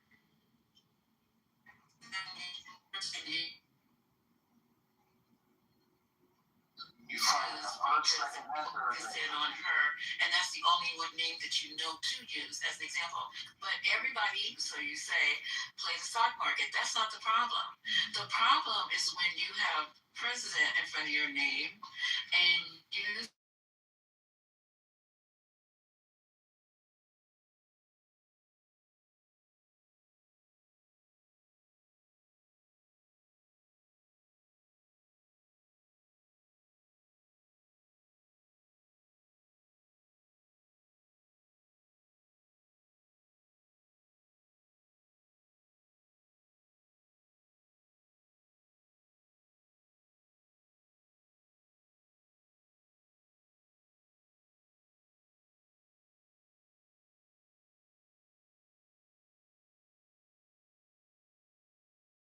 California. That's actually on Louis County. It's closest at Ford.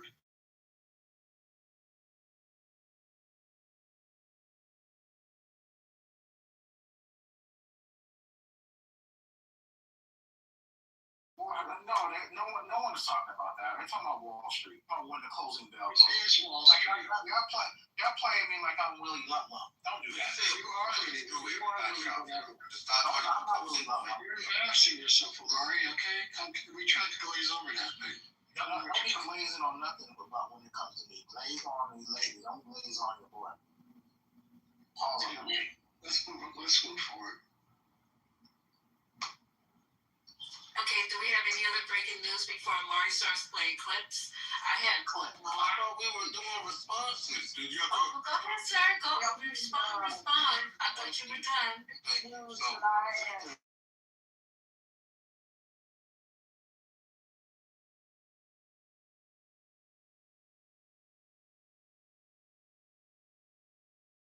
you for reminding me. But let this go ahead and tell us, Ashton, and then let that gentleman respond to the same question we've been talking about.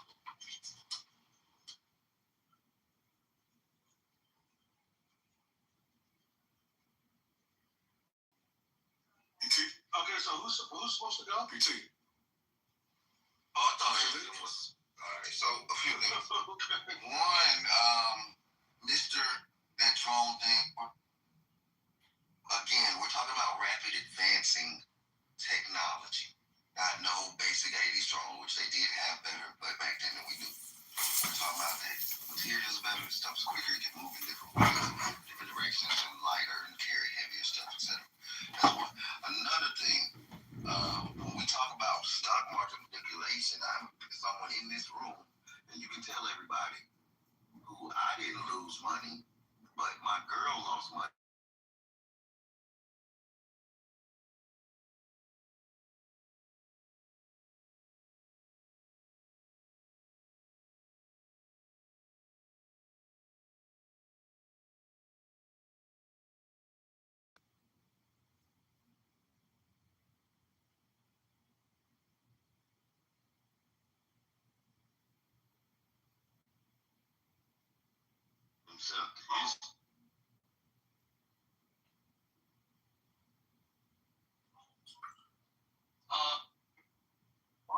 What you're saying, Grim, is you're almost like saying, well, the best way, I mean, you're not saying this, but you were saying this, the best way to move up in America is through education. Why aren't Black people following that prescription?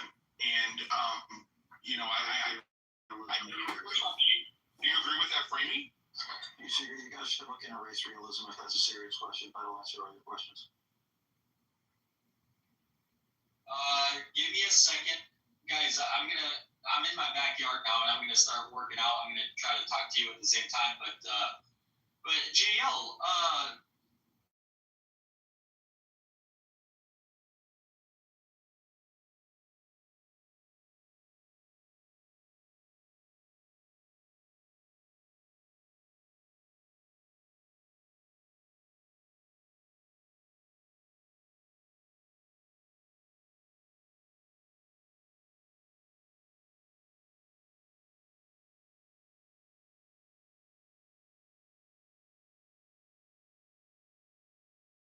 problem-solving ability. You'll have the discipline and endurance to be able to work through problems for a longer period before you get exhausted. You know, all of these things, it will help you to be a leader among people. And so, I mean, if you're not equipped with these qualities, then you wouldn't have what it takes to be at the top of whatever field that you're in. So education is really important.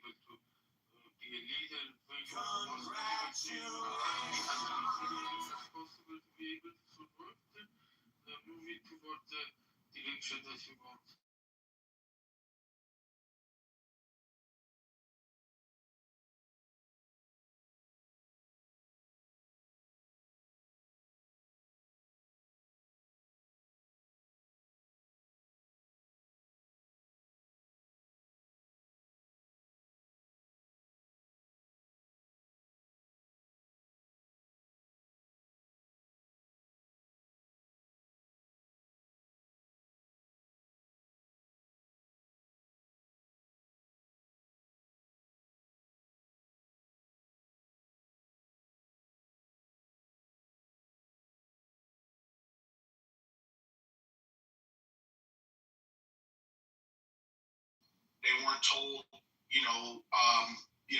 what types of jobs. They probably don't know what investment banking is, or some of these like more lucrative careers, because they just weren't prescribed that. And I think that kind of goes back to slavery and just not really understanding.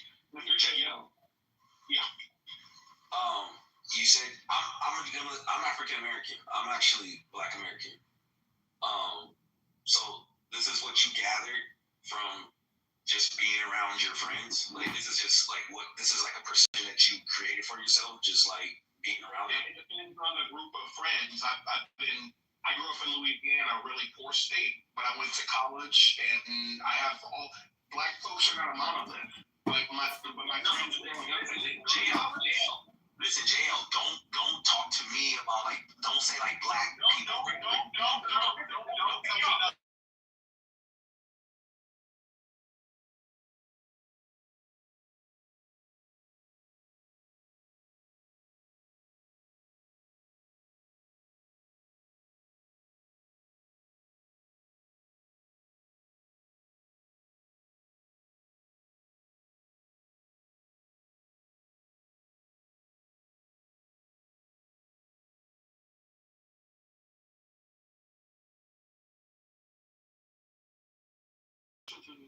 What happened? I missed it. Yeah, I mean, I was just trying to engage this dude intellectually, and then he got upset because he wants to spew rhetoric.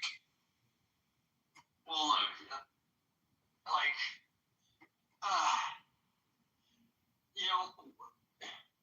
going back to that king and queen analogy, we're all kings or queens of our own castle. We all came together to sit at the same table to talk to one another.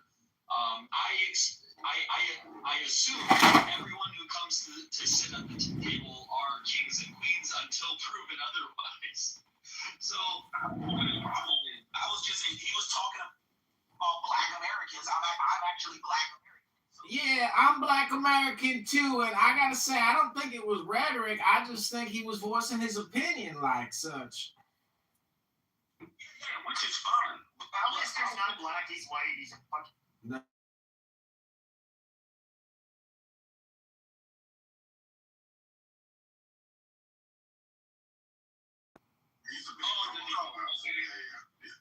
That's what I'm talking about. Like you got.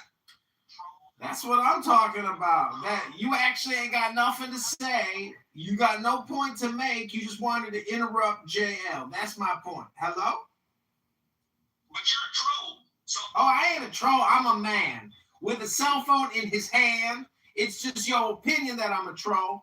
And when Pepe says that I'm a white man and I am, I'm not. I'm a Black woman and I'm a lesbian and I'm complete. Wait, okay, so you just said that you was a man, but I mean, I think I recognize your voice. I think I recognize your voice, Night King. You're very difficult to kill on the battlefield.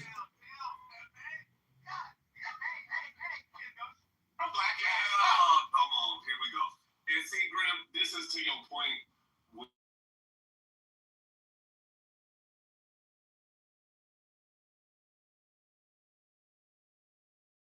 Providing him content at this point.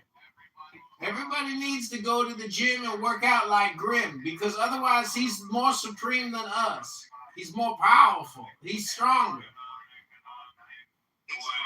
Hold on, everybody click on Night King's profile and read his bio. It's very sweet. Okay, that's cute. All right. Hey, so let you guys know you're come on, brother. Come on, brother. I'm Black, bro. What you doing? And I'm Black too, and I don't appreciate your content or your submission. There's no point to this room anymore. Hello? No, there is a point. Is when all the dust settles. Hello, can I get my shit off? Or do I got a big mic? I guess I got a big mic. Nah, you ain't got a big mic. Grim was talking about something. Go ahead, Grim. Night King, you got it. I just want to quickly say that after the whole talk session,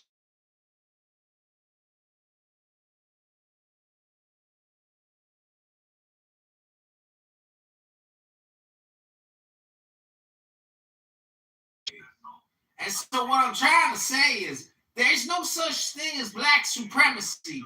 There's just low IQ people that are low IQ, and so they think that they're better than you because they want political appropriation. I am complete. Thank you. You're doing a female battle. That's what you're doing. know. Wait, are you talking over me? Or am I talking over you? I can't tell. Do you have a point to make? I don't think you do. Say something intelligent and worthwhile to listen to. Thank you very little. Cool, that's cool. That's cool. I'ma just wait. I'ma just wait. Yeah. I'm just gonna wait too all night long until somebody on the stage actually says something intelligent that I can think about and say, you know what? That was pretty intelligent. Hello?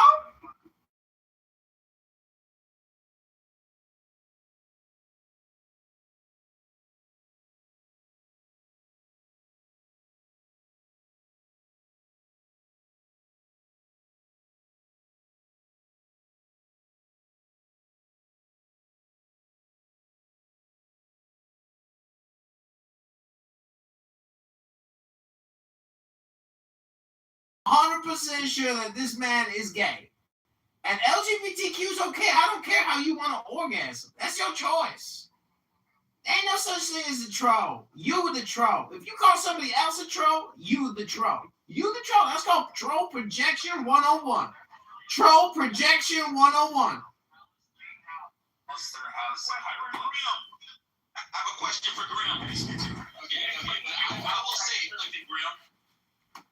Hold on. You know about black supremacy? That's Yas here. I'm learning more and more every day I'm on this app. Now, Alistair, I want to let you know that I really try not to mute or kick people out. Like I try to act like he will kick you out because you're being a dirty kike, Alistair, is what he's saying. I try to act like a guest like everyone else in the room.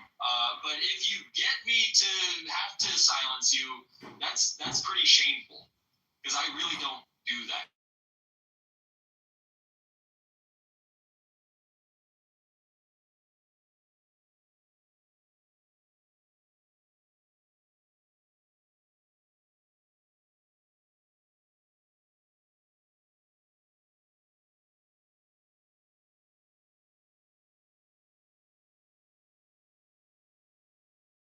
This is why you sound dumb, but you're actually smart. No, bitch. I'm way smarter than you. OG, that's how you Put your missing heart up. Okay, cool. 141. Cool. Okay, cool. You ain't proved it yet. Well, since I am I've been accused of being a dumbass and being a troll. That's just not true. Actually, hello? Yes, I missed Night King's point. I didn't expect it to. Oh, he said some people express themselves differently and are actually intelligent, even though they say. He was trying to fucking say that because he sounds dumb, he's actually intelligent. You know what? That wasn't my point. Yeah, he was trying to slip that in. My point at all. He was trying to slip that in while you were passing. That wasn't my point at all. This makes me think of something. I just want to quickly share something. So you reminded me, or you made me think of something. I am just blown away by.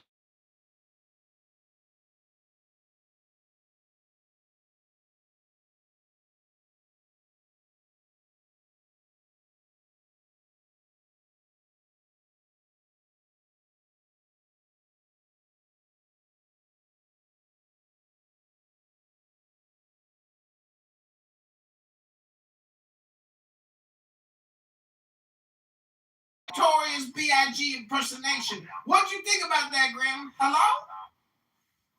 Look, I have last word. This is my listen. Okay, he has delusional paranoia, schizophrenia. This is my last call. Like, I set the room to where anyone is free to come up to the stage and talk, but if you had it set that way, I can't take you. Right, exactly. So I really don't want to do that. That's fine. That's cool. Graham, if you want to talk to an actual black supremacist, Yah's servant down here is a black Hebrew Israelite. He's who you want to talk to. He came through Yah came through transatlantic chattel slavery as people did, and they were brought over here on ships, and then they were enslaved, and then they were impregnated by the white man, and now they're part white, but they believe that they're actually indigenous to the Americas, and that they're the real Israelites, and Jews aren't. Hey, you had a question, right? Well, yeah, go ahead.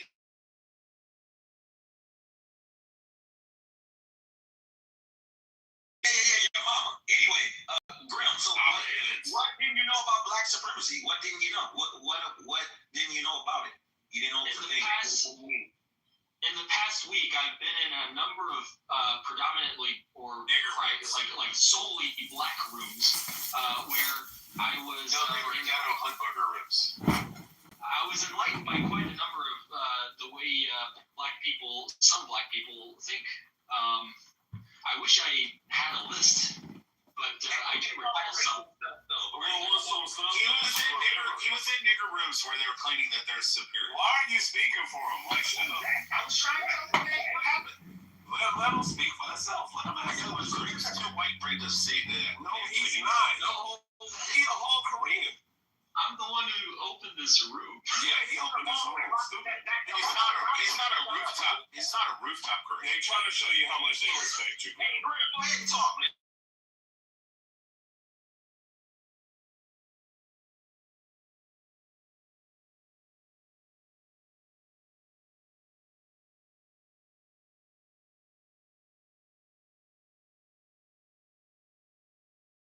Is trying to say is he's not impressed with the black rooms here on Clubhouse, and especially the black supremacists. He finds them to be low IQ and just audaciously stupid. Racist and they're low IQ because they go hand in hand together. If you were racist, you're obviously low IQ and not very well learning. You didn't read enough books about the Holy Spirit, and you haven't transcended above your racial identity. It's called your persona. It's not black. You a spirit. You a soul. Something special about you. But what's special about you is not that you black. What's special about you is that you got a soul. Hello? Trump around. How is there the hieroglyphs in your fucking book are all white?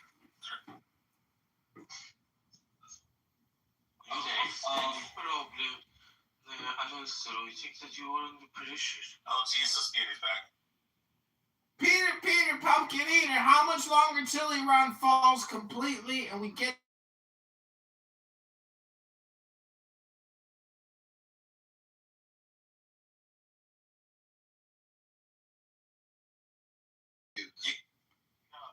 Go ahead, Grim, kick me if you want. You're just gonna waste your time listening to Othello, motherfucking white wasting all your night talking to a bunch of fucking dummies. Go ahead and do it. I don't care. I'll just listen to music and enjoy my night. Hello? All right. I think he's made his last hurrah. I hope. Again, no, he hasn't. This is all cool. Hey, Graham, what city are you from? What city you grew up in? Hold on, yeah. I'm from California. So, I'm gonna ask you a question. Where are the Asian mayors? Where are the Asian attorney generals? Where are the Asian lawyers? Where are you know what I'm saying? So they're out there. They're interspersed, but compared to everyone else, they're far and few in between. Like I cited, there are only 15 million Asians.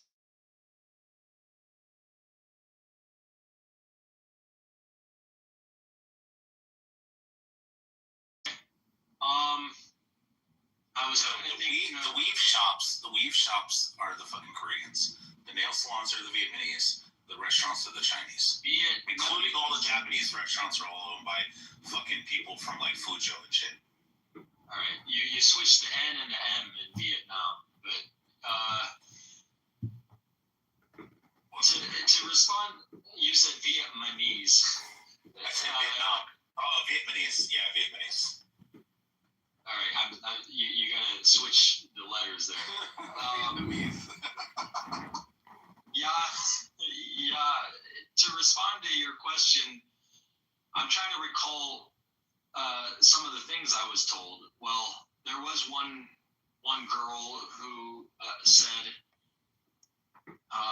that I need to think. I forget how. She said black people save